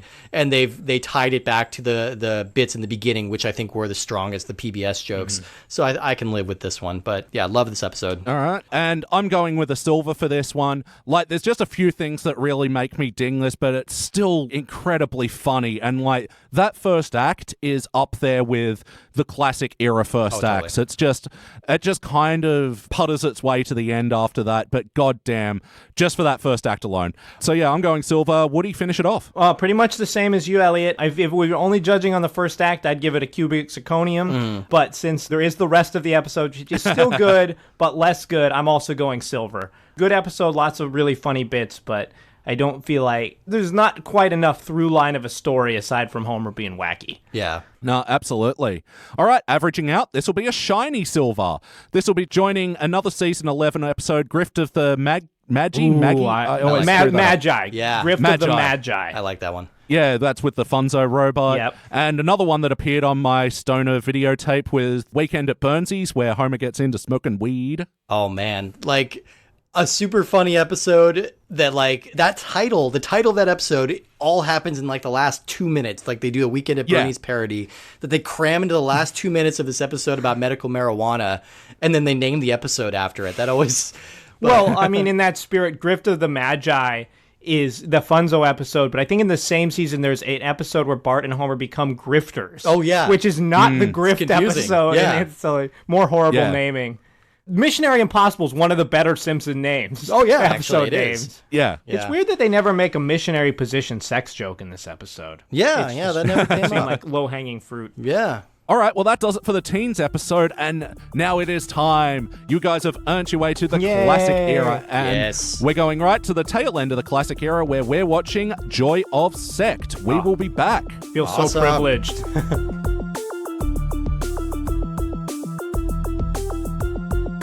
And we are back, and we just watched our classic and final episode of the evening. This was Season 9, Episode 13, The Joy of Sect. First released in February of 98, it was directed by Stephen Dean Moore, written by Steve O'Donnell. In this episode, this is the one with the Moventarians and the leader. No, leader. Guys, what did you think? You know, I initially, when you asked us to be on this show, I signed up for this one particular because I remember it just always being one of my very favorite episodes. It's got some really funny stuff in it, and I'm lightly obsessed with anything having to do with a cult. Like, I think cults are just fascinating. And so, like, that's a great way to get me into any piece of entertainment. I will say we watched it this time. Like, it's solid all the way across the board, but I did not laugh as much as I did on the Missionary Impossible episode. I don't know. So I think I've cooled on this one a little bit. Yeah, I pretty much would say the same thing. Cults are one of those things that are seem intrinsically funny, but are actually not funny at all. Oh, no. Like in the real, but somehow they just seem very goofy and weird. So pretty much any piece of media with a cult in it sort of attracts me, which is odd because they are very dark, strange things. And so I think that was also my attachment to this episode. And I consider this one of my favorite episodes, but I have seen it a lot of times. And it definitely feels like some of the energy is pulled out of it a little bit. And I think that might be because the movementarian characters are they just talk like this. And we love the leader, and the leader is great. And it just kind of deflates the energy of the episode a little bit. I mean, it's a funny contrast with Homer, loudly shoving everyone around.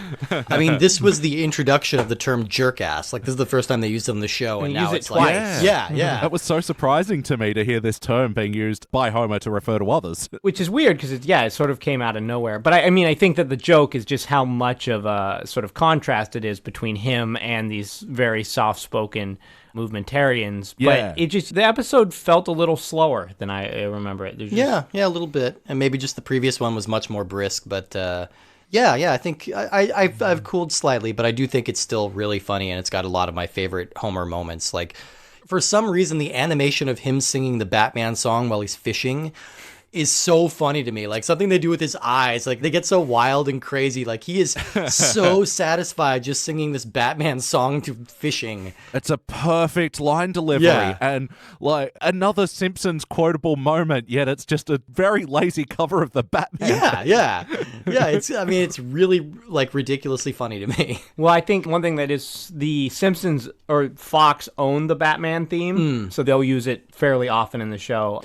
I think that the thing that makes that joke so funny is, like, the most common association of people who are really into fishing is they want to go somewhere where it's very serene and, like, they're out in nature and they can just be quiet. And so that contrast of someone who really enjoys fishing but just wants to sing the Batman theme song loudly while they do it is really funny. I love where he puts up his finger to tell the movementarian to be quiet so he could finish the Batman song to fishing.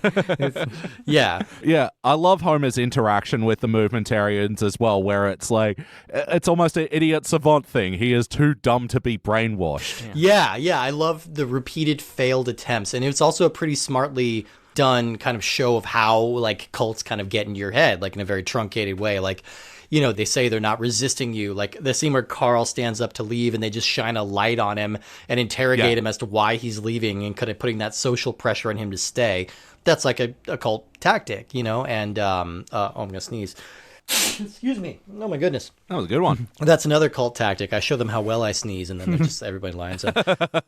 It's like in Community. You can command a room with a good sneeze. Yeah. And, like, feeding them gruel to break down, and then, like, the repetitive, monotonous chants. Like, it all happens very quickly in the context of this scene. But I like that Homer's so resistant to it just because he doesn't get what they're doing. Why do the movementarians eat the gruel? Because there's a joke about he ate a month's supply. He even ate mine. But it's like, why are you eating the low-protein gruel? Yeah, he acknowledged that they do it to, like, break down their will. Yeah, but he's still eating it. Oh, interesting. Yeah. Like, I guess he's that indoctrinated. And they work in a lot of references to real cults. So, like, when he's driving the Rolls Royce, that's a reference to the Bhagwan Rajneesh, who he held a cult out here in Oregon. Oh, wow. And he had, I think, 93 Rolls Royces by the time he was arrested. That's probably... So I think that cult is probably the closest that this episode seems to go to. Like, that story seems to be what it draws from the most. Yeah, they don't go full Jonestown for obvious reasons. No. You don't. That's not something you want to parody, but yeah. Because they're kind of going and taking over the town a little bit. There was a documentary that came up on Netflix that sort of had its moment in the sun, and now everyone's forgotten about. Yeah, Wild Country. Yeah, which was a good explanation of that Rajneesh coming in. And The showrunner of this particular episode was David Merkin, who was the showrunner for seasons 5 and 6, and who's a super loud, energetic guy who kind of takes over the commentary. But there's a couple themes that he does repeatedly in his episodes, and one of them is like the fickle nature of the news media. Yeah. And so like the only episode that he's credited at writing is the Homer in Outer Space episode, where Kent Brockman immediately changes his allegiance to the space ants. And this has a very similar joke where he's like, clearly these movementarians are illegal. Oh wait, now they own the network. Welcome movementarians. Yeah. And so he's got just super spineless. And the other Dave Merkin's also super into poking fun at TV and just brainwashing in general, and that's the way the episode ends. Yeah.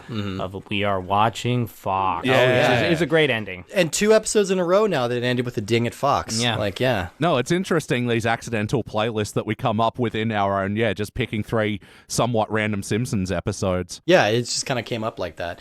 You know, I was curious about, I was trying to look up and find out when she joined up, but I kept thinking about Nancy Cartwright and her Scientology affiliation during this episode, and like wondering if she was a part of Scientology at this time. I believe she was. And then, Yeah, she was like into Scientology like at about season 4, I remember. She's been a Scientologist for a long, long time. yeah, I know she's definitely one of like their highest donors and something like that. Like she's a big deal in Scientology. Yeah, she joined in 1996.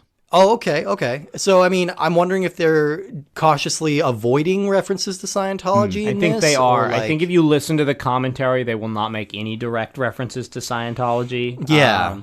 Yeah, it'd be just because they don't, that's very important to her. Yeah, They don't want yeah. to do anything to sort of piss her off. Sure. Yeah. And that's always been a bummer to me that she's really into Scientology. I'm fascinated by Scientology. I've read like so many books about it. It's like so shady and creepy. No, I mean, the parallels to the actual mythology that Scientology is built on are not that far off, because isn't that built around sort of ascending to a different planet? Kinda. Well, it's all about like alien life that came to Earth. Okay. So it's like, and we're all possessed by the soul of an alien, like, and that's trying to get back home. So like, I mean, Mormonism has a bit about like getting your own planet. You know, that's that's something like that. You know. So it's a thing that exists, and then they have like the group weddings from like was that the New Life Church or That sounds right. Yeah, the Sun Young Moon would have these like mass weddings and things like that. Holy crap, you got the references on this one, man. Like, You know, they peppered them in. It's really a smattering of cults. I mean, I don't know how, like, I feel like cults are generally, they've been like a pretty significant part of like America's upbringing. And I don't know if that's specific to America and the U.S. Yeah. I mean, I'm sure that it's not, but they've always kind of captured the imagination of our country. Yeah, I think fringe religions in general are just kind of like fascinating. You know, like I remember being in high school when the Heaven's Gate suicide cult thing Right, happened, they've always and then- had their moment, because they combine a lot of things that really grab America's attention. Like, because sometimes they have weird sex stuff going on, and sometimes they're involved with like these sort of mass tragedies and things like that, and sometimes just get sort of giant behind the scenes conspiratorial things like Scientology. Yeah. In this episode, really doesn't draw, just pulls little parts from everything. Yeah. Well, it's interesting that you mentioned the Heaven's Gate thing, because, in my research, I found that, like, the mass suicide happened at around the same time that they were writing and pitching this episode, and they noticed in the first draft that there were, like, some eerie similarities, so it went through, like, a whole bunch more rewrites just to not draw those direct comparisons, even though they weren't at all influenced. It's just mass coincidence, but yeah. I mean, I remember Saturday Night Live around the time the Heaven's Gate thing happened. I think they did the darkest and most poor taste joke they've ever done. And it was news footage, like actual news footage of like a camera going around and looking at the dead bodies of the Heaven's Gate cult, like showing their feet, and all of them were wearing Nikes because that was part of their belief structures, that they all had to wear Nikes.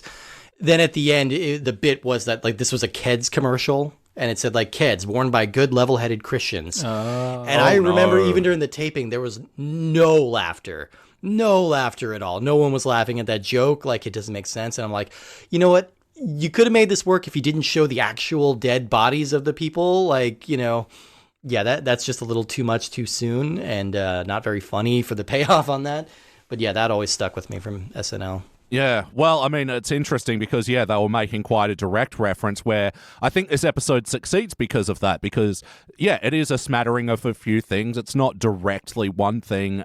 Yeah, they've got little hints and nods at it, but It's interesting that we have this parallel of, them not going directly after Scientology because they don't want to piss off Nancy Cartwright versus South Park, who did, despite pissing off Isaac Hayes to the point that he quit the show.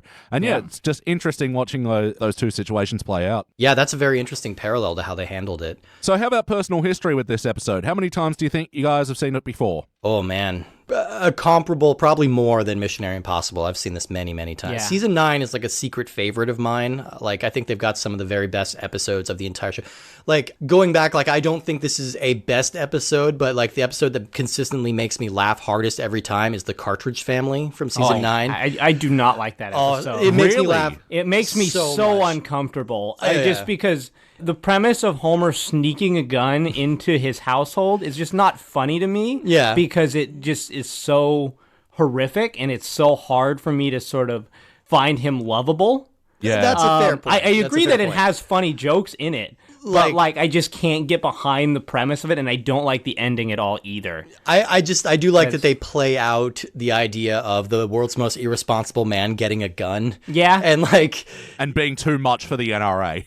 Right, yeah, exactly. Being too much of an extremist. But yeah, I think that episode does kind of pull its punches a little bit upon rewatch, but it still makes me laugh. But yeah, season 9, overall a really solid season, and I've watched it a lot, and this is an episode that's always been a standout for me. I always forget that this episode is so late in, so late with this after the 21 more First years third. after it, because it does feel like a sort of more classic episode to me that I would associate with something with like season 6 or something like that. Yeah, I've probably seen this episode as much as almost any episode of The Simpsons. I think Marge Be Not Proud is probably the episode I've seen the most. That and Cape Fear. Yeah. Probably seen it like 10, 15 times. Yeah.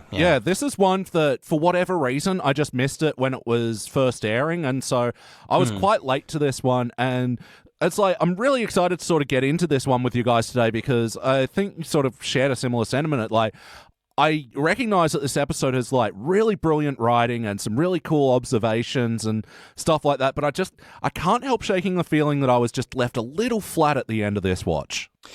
A little bit.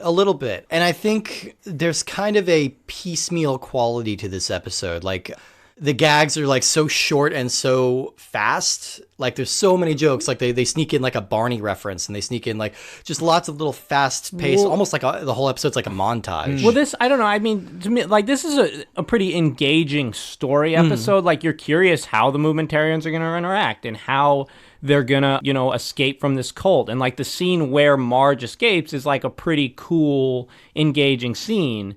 But sort of so to compare it to Missionary Impossible, like that had a lot of funny jokes, but as a story, there was no effort sort of put into the story. Yeah. There's a lot of effort put into the story, and there's just not as much room for jokes. Yeah. And so I feel like this being an episode that we've seen so often, I think usually the episodes that are just kind of repeated jokes are the ones you can go back to more often, whereas the ones that sort of have a more fleshed out story are the ones that you watch 1 or 2 times and really stick with you. Yeah. But they're not necessarily the best ones to go back to. Yeah. I think this one's very smart in the similar way that Missionary Impossible was in parodying religion and like exposing the hypocrisy of religion, because 2 times they kind of bring this up. First, when Homer's in the airport and there's all these fringe religions trying to get him to join, and he laughs them off. They're not fringe religion. Like the second one is just a guy with the Bible who says, do unto others as they would do That's unto right. you. But the first one's like a Hare Krishna or something like that. And he dismisses them, and then somebody talks about being a movementarian and going to the planet of eternal bliss,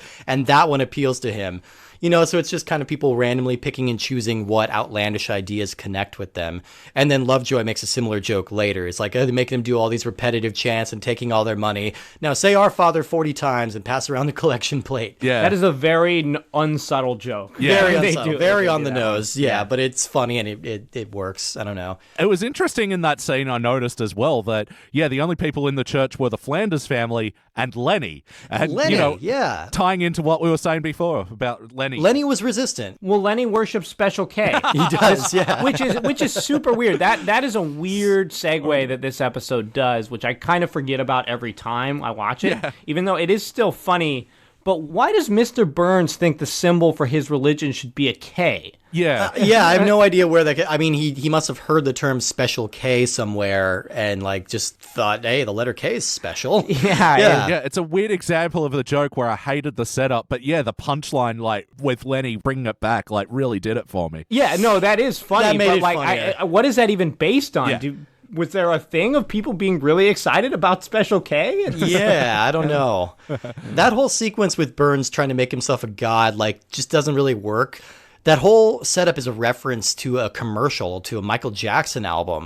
In like 1994, he released a greatest hits album called History, and there was this huge marketing push to like celebrate it. So I would see this commercial all the time of giant statues of Michael Jackson, the helicopters flying around and everything like that. Oh, right. But by the time this episode came out, this was already a dated reference. This had happened 5 years ago. And yeah, I mean, they just don't really flesh out this idea of Burns being a god. And then him falling, like, anytime Burns gets seriously hurt, it always strains credulity a little bit because, like, this is a man who's barely alive. Well, that's what's so odd, and that just, I think it's a season 8 episode. It's either season 7 or 8 where Homer replaces Smithers, which is a great episode, and there's a huge plot point that Homer knocks Mr. Burns out of the window and is afraid that he killed him. And that's the same window. Yeah, and so it's like a major plot point one season ago, and then here, everyone just assumes he's fine. Like, he rolls off the balcony, and Smithers just says, "Oh, we'll try this tomorrow." Yeah, and he's on fire. Yeah, exactly. Yeah. There's no threat that he's hurt at all, and I feel like that's a really important distinction between season 8 and season 9. I think that is probably the most important change between seasons. If this were one season later, the joke would resolve with like Burns being too light, and so he like floats to the ground like a leaf, and that's why he's fine. Okay. You know, there were lots of jokes later about his physical frailty and how he weighs barely. Only I feel weighs like as that much would have been. as I would have clothes. laughed at that joke. That would have been a funnier way to resolve it, and like, I don't Yeah, know. that's actually like a joke that I don't know how many times they've done that, the Burns falling like a leaf. But yeah, it's sort of weird, this scene as well. And yeah, it's tying into the wackiness of this episode, but it is part of something that we think is actually a good sort of something that the great Simpsons episodes did well, is that they're following a through line, and it's like the town of characters reacting around this one thing. And so it makes sense, you know, that Mr. Burns sort of sees this cult happening and is like, a tax write-off, I can save $3 a year? Well, let's invest in this thing.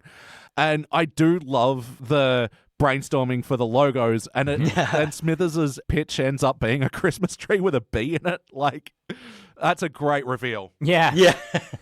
I like that he arrived there. Like, I don't know how he Yeah. arrived there, but I like that he went there.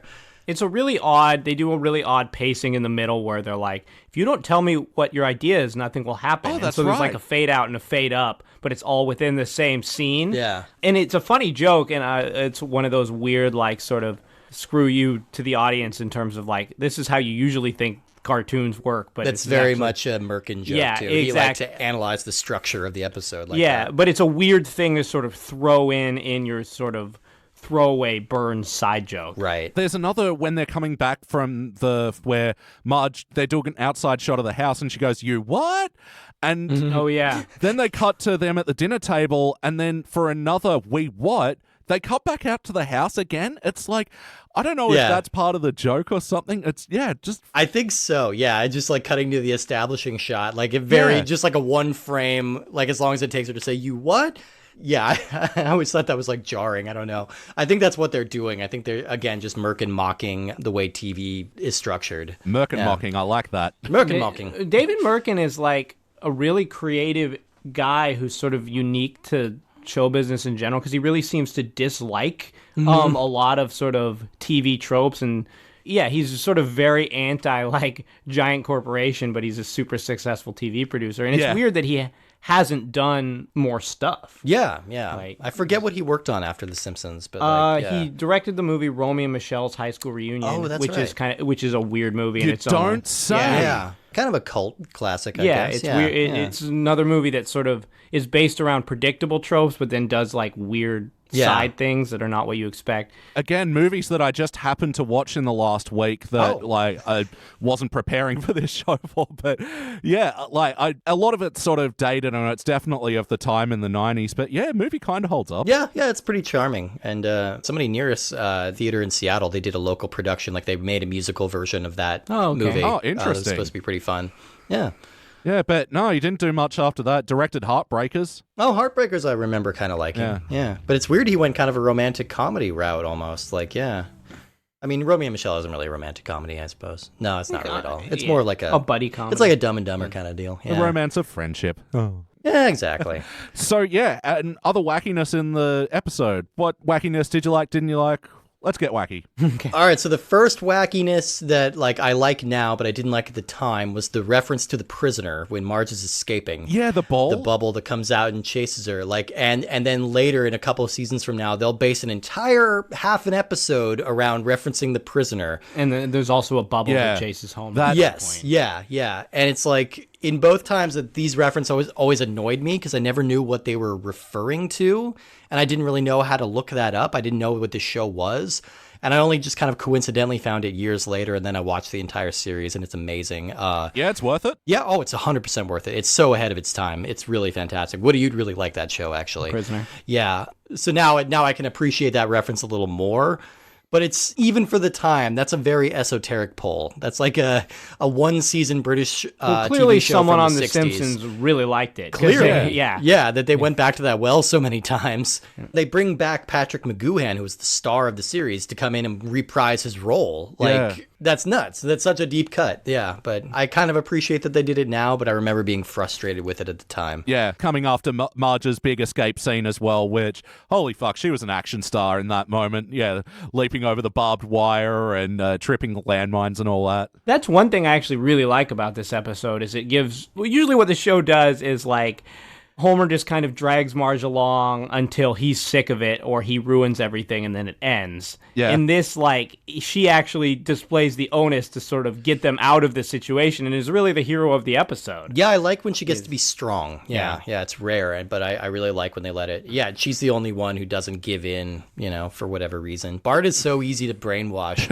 And I almost wonder if that is a sly little joke at Nancy Cartwright's expense. I doubt they would go that deep, but yeah, because Bart gets turned around in the matter of a second with the little bastard brainwashing kit, which is also a little wacky, I think. It's little bastard Scientology kit. Yeah. If I was to tell you the premise of this movie, Simpsons get brainwashed and join a cult, you would think it would be super crazy and wacky. Yeah. But actually, it's not that. It's pretty grounded and realistic, and there's really, like you said, a lot of effort put into being accurate about these techniques that cults use to wear people down and brainwash them and things like that. And then they're just kind of working in the field. And I really like the scene with the hover bikes. Yeah. Which isn't really that wacky. It's more practical, but it is pretty funny. And it's weird that there's that weird thing where they take a comb and a piece of tissue or something? Yeah, like a tissue paper, wax paper. Which I didn't even know this was a thing, but it's funny that they use it twice in the episode, and I love that as the callback. It's also amazing. There's a second where the kids sit on the hover bikes and they sort of stay suspended in the air before they fall down. And it's amazing that they stay suspended at all, being as their bikes held up by fishing line. Yeah. That's impressive. Yeah. Well, not for very long, at least. No, that's a funny scene. And in all cases, it's showing this deprogramming process as flipping a switch. Mm-hmm. The kids get deprogrammed by the idea of hover bikes, but even when the illusion of the hover bikes disappears, they're still deprogrammed. They're fine, and they can be disappointed about it. And Homer just needs a drop of beer and he's deprogrammed. Yeah, so it's a very simple process. I really like the plot point of Willie getting immediately turned around as he's trying to deprogram Homer. He's immediately convinced that the leader is actually great. Yeah. And then at the end, he's the last one who's still following the leader. Despite the fact that the UFO fell apart and the Coleman paper were revealed. I don't know how the UFO, he managed to get lights sort of spinning around it as it was taking off, but then it sort of just falls apart in the air. So is it made out of cardboard? It's impressive he got it off the ground at all. Yeah, exactly. and I don't know what those lights are supposed to be, because there seems to be no electricity going to those parts. No. Maybe powered by the pedals or something. Oh, there you go. That's true. A generator or something. Yeah, I know how science works. Sure. Still can't explain how he'd lift off the ground without having the air above to go through the... Anyway, what? Yeah, no. But yeah. A wizard did it. Anytime that happens, a wizard did it. Yeah. I did like at the end as well that the leader was reduced to, having to lose his money to Cletus as well. I thought that was great use of Cletus. Which never tracks. We never get to see Cletus living on stacks of gold or anything. No, and I like the design of the leader, how he just looks like kind of a mediocre, middle-aged white man, like, because Yeah. that's generally what you see, and you just see, like, it's always like these guys who are like, how did they convince somebody to like follow them and have this sex cult or something? And Yeah. it's always just kind of like the most mediocre looking dude. Yeah, and I love how they show this with the file photo as well, where the first file photo they have, it's just, some slob, black and white, scratching his armpit. And then when the news station buys him out, it's like, the glorious leader photo. And it's Hank Azaria doing like kind of a smooth guy, deep voice with him too, which I think is a good choice. Sounds kind of like a deep cut, but the voice I always think of is when he's Cornelius Talmadge. Oh, you know, yeah, like he does sound like that. I left and went on a bit of a bender. Like, yeah, I think of that voice. Yeah, That is a deep cut. yeah. So how about the heart of this episode? Did you guys feel the emotional core at all, or? I don't think any of the actions were being informed from a place of love, more of a place of fear. Like, Marge is more motivated to save her family because she's afraid of what's going to happen to them. So, I mean, I don't think it's necessarily the most heart-filled episode, but it doesn't really need to be. I mean, No, you're right, because she's kind of initially, like, she's kind of upset that they get taken away from their home. It feels like there needs to be, like, there's kind of a scene that I like where she's like, we want to leave it here, and the kids are like, no, we love it here, and she kind of sees the whore that everyone's sort of been turned on her. I feel like that moment has a little bit of emotional resonance. Yeah, But, okay, yeah. Yeah, other than that, I guess there's not much. I mean, not I really. think brought up a very good point before with, Marge having a lot of agency in this episode and being the one who, spearheads and ends up setting in motion the downfall of the movementarians. But it coming from just a place of her wanting to get her family back. And she also knows how to play her family. Yeah. That's true. Yeah, she knows exactly what they need. Especially with that, would you like a beer? Knowing that, it's beer first and then Marge, the bringer of beer. Exactly. It's a good line. Reverend Lovejoy has a weird line that says, the commandments clearly state that beer is okay, which I don't know what commandment that is. That's like, that's the 8th commandment is that you want a beer, go for it. Yeah, why not? And God said, get wasted. Yeah, this one's for you. The Commandment, sponsored by Bud Light. Yeah, exactly. But ultimately, did this feel like an episode of The Simpsons? Oh, very much, yeah. Yeah, it's definitely got that Simpsons feel to it for sure. Yeah, and all the characters kind of behave the way you do. I think this is a little worse behavior from Homer than usual for this era, but like we're entering the era where he's starting to get worse and worse and like more cruel.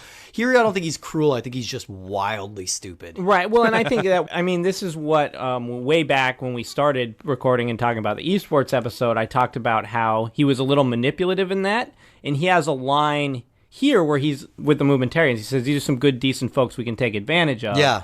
See, so he is still being manipulative, but he immediately or not immediately, but he is the highly suggestible type. Oh, yes. And so highly suggestible type. That's what I like, is that he sort of starts with this initial scheme and immediately it falls apart. Yeah. Which we didn't really see in the esports episode. No, not so much.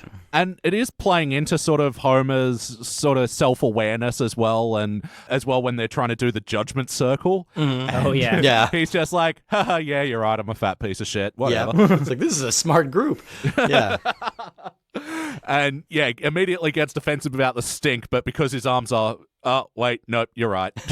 Yeah, I think this episode starts really strongly. I think all the way to them chanting and sort of brainwashing him with the Batman chant. Yeah. I think is sort of the strongest parts of the episode. I love it when he makes up the plot to the movie because he got bored.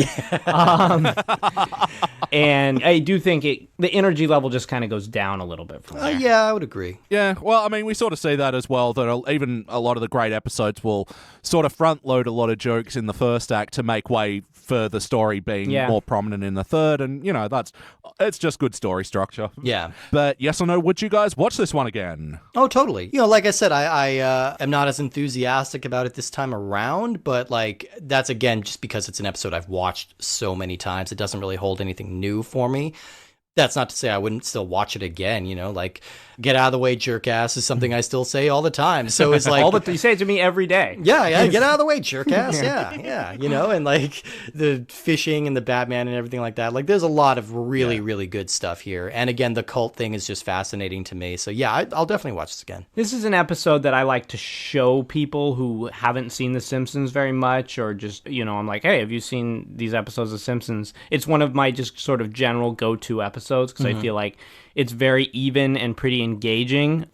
But honestly, like, if I was just going to sit down and watch an episode by myself, this is probably not the first one that I would go to. Okay. No, I feel like it's one that, I'd sooner sort of watch on the DVD as part of the play-all rather than, actively seek it out. But I'm definitely not avoiding it, but it'll probably be for some time before I watch it again.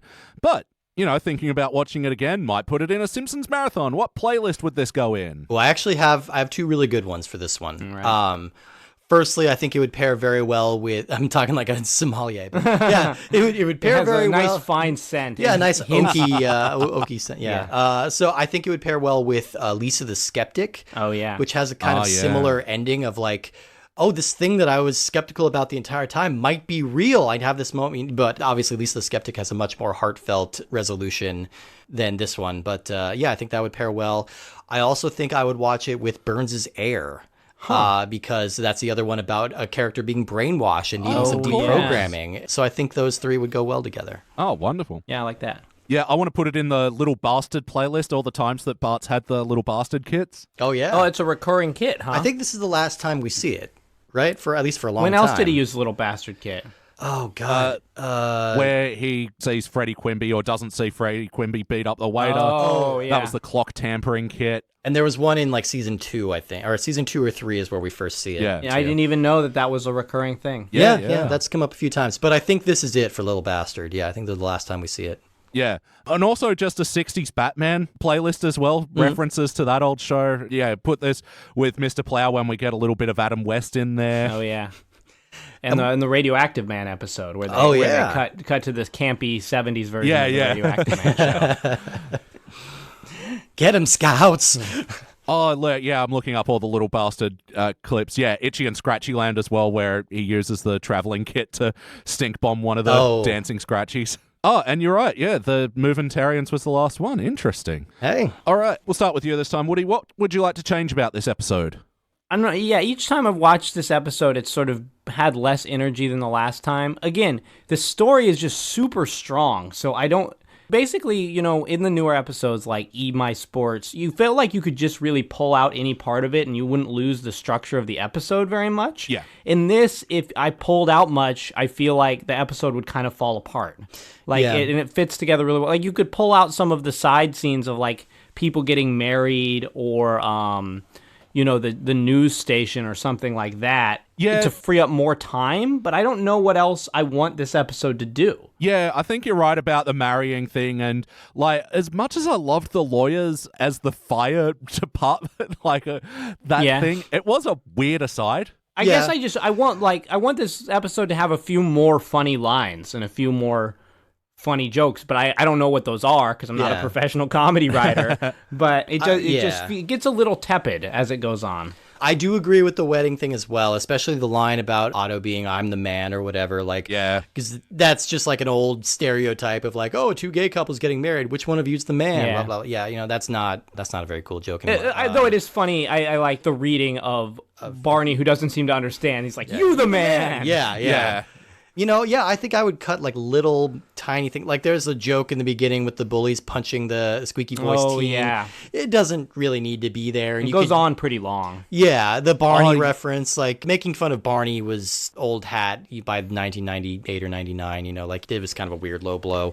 And I think you could reallocate that time and spend a little more time in the classroom, which I thought was funny. Like you can't spell leadership without leader. And like one of the books was Science for Leader Lovers. I think that was a funny bit. Maybe more scenes of sort of life around the compound. Yeah. And like, how else do these guys spend their time? Like, do they go to more class? Is there like a group session of everyone like playing some weird board game about the leader or something like that? Or is there like a Moe's equivalent where they drink root marm? Yeah. Group showers or something weird. Yeah. Some kind of other unpleasant aspect of life that everyone's just kind of blissfully going along with. Yeah. Well, yeah, because I kind of agree that there are a lot of scenes that you could trim down to make ways for others. And yeah, Lisa in the classroom, because I actually really liked her breakdown of it all and just the despair. Like, that was actually such a great delivery by Yardley. And it's like, yeah, can we have more time for that? And yeah, looking across the episode, it's sort of that airport scene which even though it did lead to one of my absolute favorite wacky jokes that just got the episode rolling for me, which was the plane outside the airport and the plane just absolutely flipping as it's trying to land. And days without a crash. The emergency slide like popping out when it's upside down. Yeah. And people falling out of it. I mean, yeah, the football joke generally, like I always forget that's in this episode. Yeah. But I guess that's the reason they need to be at the airport. You know, it's like, yeah. Yeah, you can't catch a football, but can you catch a rock? Yeah. All right, we're here. Guys, do you have any other notes? I don't. I think we talked a little bit about Lenny. I was just curious why Carl would get sucked into this and Lenny wouldn't. I mean, they may have been having one of their fights. Like, they fight a lot off screen. Yeah, true. Yeah, he's just, that much of a committed Christian or special K-stron. Yeah, special Christian. I love Homer collecting the leader beans. Yeah, leader bean. And then the second part to that joke is, Marge, you're the leader? You don't look like the beans. You don't look anything like, that was a good payoff, yeah. Oh, I also did enjoy the bit of continuity where they're all trying to knock him out with the sticks, and that sort of flashback to the very recent boxing episode. Yeah, we know he can't easily be knocked out. Yeah, that's right. Oh, and I thought of another playlist, voice in the head going to other parts of the body. Oh, yeah. Oh, yeah, Marge did that, like, with her hair. Yeah. Like, you get to the top of the hair, it's like, don't ask me, I'm just hair. Your brain stopped a feet ago. Yeah. And this one where it gets all the way down to his feet, who are not participating in this big decision, just, these socks and their cotton poly blend. So I think it's time to rank this thing. Let's do it. And Woody, it's your turn to go first. Okay. You know, I'm still going to give this episode a gold. I think that we've been spoiled a little bit by having seen it so many times. Yeah. But if I was introducing people to The Simpsons, I would list this as one of the must-watch episodes, and probably I don't know, if you're going to watch 30 episodes, I would put this in that list. Yeah. Just because I think the story is really tightly constructed. I think stuff about Colts is interesting and weird, and I think that this episode worked. And it's still got a lot of really funny jokes. It's just not a great one to go back and rewatch as much. But I do think it's better than the Missionary episode just because there's more of a story pull through it. Yeah. Yeah. And how about you, Steve? I'm going to go with gold as well because I know I've been trashing it a little bit, but I mean, I'm just being critical of it because it is an episode that I love and I think can stand up to the criticism. Because like I said, when we were trying to think of things that we would cut out, we had to pick really kind of nitpicky things because it's a very solid, consistent, funny episode. Yeah. It is just one that I've seen many, many times. And Missionary Impossible hit a little harder and made me laugh a little harder just because I haven't seen it quite as many times. But this is still an absolute solid recommend for me. If it's fallen slightly in stature, it's still in a top 10 for me. Yeah, well, I am going to ding it slightly, but I am still going a silver because I really appreciate the story writing on this one. I think, it does that amazing thing of having the one through line that the town of Springfield are reacting to, and I think that's a really important tenet of brilliant Simpsons episodes. But I think... there's just, oh man, if there were 5 more jokes, I don't know, maybe Sure. It's still not quantifiable, but it's just, it petered off a bit for me, but a really strong first act. It was an interesting one to really compare to Missionary Impossible for me, actually. Yeah, I'm glad you had these episodes because, I think they had a lot of common DNA, besides, of course, being Simpsons episodes. This episode needs its Save Me Jeebus moment. It does. It just needs that one little extra spice to push it over the top. Yeah. But it's still a really, really good episode. Yep. All right. Well, averaging out, that will be a dull gold. And it will be dull gold. The second episode from season 9 to be called a dull gold. Also joining Lisa the Skeptic, which, we mentioned before. Yeah. Mm-hmm. Yep. Another great one. See the Angel next to the Rakes. It'll be joining our current top-rated HD era episode, The Good, the Sad, and the Drugly. I don't know if you guys have seen that, but... Oh, yeah, from season 20. Yeah, I've seen that one. That's a pretty funny one. Yeah, where Lisa's on antidepressants, but they're really strong, and she sees smiley faces everywhere. Yeah, I remember the image of somebody getting shot by... or a Wiggum getting shot by a criminal, but the blood coming out of him is pooling as a big smiley face. Yeah. It's a really creepy image, but it's a pretty good one. Yeah, also be joining Worst Episode Ever, where comic book guy has a heart attack and then starts dating Agnes Skinner after that. Wow, you guys were generous to that episode. I love it. Is that the Tom Savini one? Yeah, that's Tom Savini. Yeah, that one has its moments. Agnes episodes always put me on edge. Agnes is abusive. I don't like Agnes. Oh, yeah, and she got married to Skinner in this episode as well. That was odd. Oh, right. Yeah. That's some Norman Bates stuff right there. And also Homer to the Max Power episode. Oh, I love that one. I know. Yeah. I like that episode except for the Bill Clinton jokes. I cannot do the Bill Clinton jokes. The Bill Clinton in that jokes in episode. that are embarrassing. Yeah. But so much about Max Power is great. Yeah. And also Tennis the Menace. Oh, Wow, you gave that guy one. that episode is terrible. I don't. Yeah, that's one I'll push back on. Yeah? Because it would always annoy me in the later seasons how the first act would have nothing to do with the second act or the rest of the episode, and that's the most blatant example. It starts with them going shopping for a gravestone for Grandpa, and then out of nowhere, an abrupt pivot, they build a tennis court in their backyard, and Homer even acknowledges and says, "Bet you didn't see that coming." Yeah. I would almost put that episode in the jump the shark category of episodes. That's where I think it is. Yeah. But hey, that's why we didn't request to be on that episode. So We got enough tennis in our life as is. We'll wreck your curve. Yeah, that's true. Yeah, we do. But it's another one worst episode ever where, the story is just utter garbage, but the jokes are the things that really pull that episode up. All right, guys, well, that about does it for the Simpsons Index for this week. But before we get out of here, we just like to mention things that we're into lately: books, TV, music, movies, video games. Steve, Woody, what are you guys into? Right now, so every October I do a thing where I go and I watch a horror movie every day of the month and that I haven't seen before, and I write reviews on Facebook just as a stupid thing that amuses me. And Cool.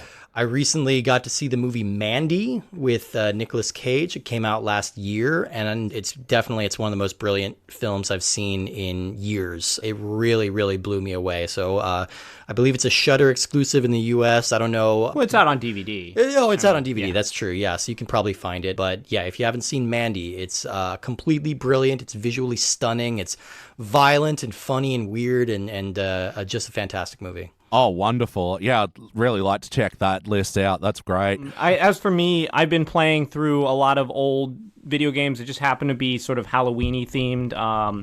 I recently beat the game Castlevania 3 Dracula's Curse for NES, which is a lot of fun. Love I've been it. playing through Cool. a lot of those old NES games. I guess here's what I am into lately. If you run a game on emulation, like an old NES game, you can put a rewind functionality in those games. So say that you're playing Super Mario Brothers and you jump into a pit. You can then hold a key to rewind back and then have not jumped into the pit, and you can keep going. And this sort of makes so many of these old NES games actually playable and beatable. And so I'm able to go in and play so much of these games that I missed out on or didn't have the attention span before. So playing through old Castlevania games, Adventure Island, Ghosts and Goblins. And so, I highly recommend that you play these games on an emulator.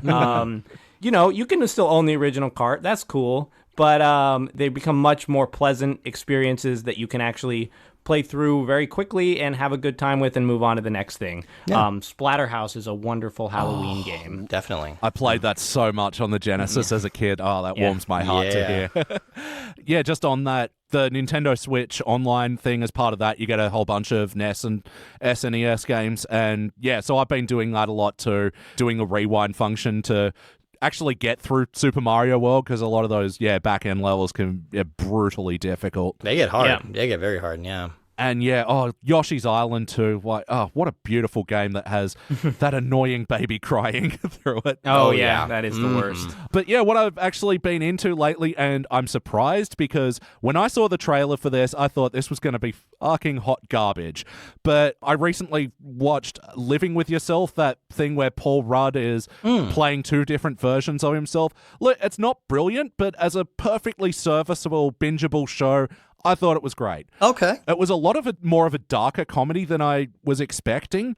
The trailer gave me the wrong impression. I think the trailer sort of makes it look like a more rom-com sort of derpy thing, whereas, the actual show itself is a lot more Black Mirror-ish. So I quite enjoyed it. Again, not the best thing in the world, but a good bit of fun. Well, who doesn't love Paul Rudd? Yeah, totally. If everything you recommended had to be the best thing in the world, it would be tough. You would run out of recommendations pretty quick. Mandy might be. Yeah, it might be. All right, guys. So tell the good folks about Ultra 64. Absolutely, yeah. So Ultra 64 is our podcast. We're coming up on our 2-year anniversary next week. We've been doing it for a while. So basically, we are playing through every single game that was released for the Nintendo 64 in North America. We are about 180 games deep out of a 296 game catalog. So we are getting there. We've covered Super Mario 64, and we've covered a whole bunch of other great classic games. I think when the time you're listening to this, we will have released our GoldenEye 007 episode. That's coming out on November 2nd. Yeah, if you're into N64 and just random video game tangents in general, that is great. We also have we have 2 podcasts. We do. The other podcast that we have is called Jest Friends, Jest. Jest Friends, one word. I messaged Steve as I have sort of an ongoing quest to try and read through Infinite Jest by David Foster Wallace. I've gotten about consistently 200 pages in, and then I have to stop. So I was like, Steve, have you ever read this book? What if we did a podcast of reading this book? And he was up for it. So Steve, myself, and our friend Michaela are reading through Infinite Jest by David Foster Wallace and sort of going 50 pages at a time. It comes out every 2 weeks. And so if you've ever had any interest in this book, it's quite wordy. It's got a lot of memorable parts. Just come along with it. It's kind of a half podcast, half support group. Yeah. So that's called Jest Friends. Oh, awesome. And yeah, like I said, I came to you guys because I discovered, Ultra 64 podcast through my friend James O'Connor, who, by the way, if you get a chance, he also hosts a Simpsons podcast called Pods in the Key of Springfield. He's also a video game writer, and him and his co-host Nick would be amazing guests on your show. Oh, okay. Oh, absolutely. Yeah, we've spoken about that in the past, actually. I need to get in touch with him. Oh, awesome. And hi, James. And yeah, it's just a wonderful podcast. I especially love because I have great adoration for those old N64 wrestling games. Yeah. Oh, no. I'm sorry about that. No, it's actually really cool to hear like an outsider's perspective coming in. And the fact that you guys gravitated towards more of the THQ games sort of justified my belief that that's where wrestling games peaked, which doesn't really say a lot for all wrestling games, really, does it? Those were the better ones. Those were the better ones compared to like the Acclaim ones and stuff like that. Yeah. But yeah, really appreciate you coming on today and being a part of this. Oh, happy to. And yeah, just before I say goodbye, just quickly shout out my other podcast, which is hosted by my co-host who couldn't be here today, BT, which is Thrones of Game, where we are reviewing Game of Thrones backwards. Whoa. Yeah. Watch all these characters come to life. Exactly. So BT's watched the show before. I've never seen it. So yeah, it's this weird thing where if I see a character for the first time, I know they're going to die in that episode. Weird. That's so strange. That must be such a strange way to process that. That's interesting. Yeah, that's my other recommendation. Watch a really good show in a very bad way. All right, guys. Yep, that's it for the Simpsons Index. Thank you very much, Steve. Thank you. Thank you very much, Woody. Thank you. And I've been your host, Elliot Jay O'Neill. That's all the mustard in the house. Thank you for listening to the Simpsons Index podcast, which is also an online spreadsheet available at thesimpsonsindex.com. You can chat to us online at facebook.com/thesimpsonsindex or at Simpsons Index on Twitter or Instagram. Now, there's no bonus scenes for this episode, so we'll catch you next week.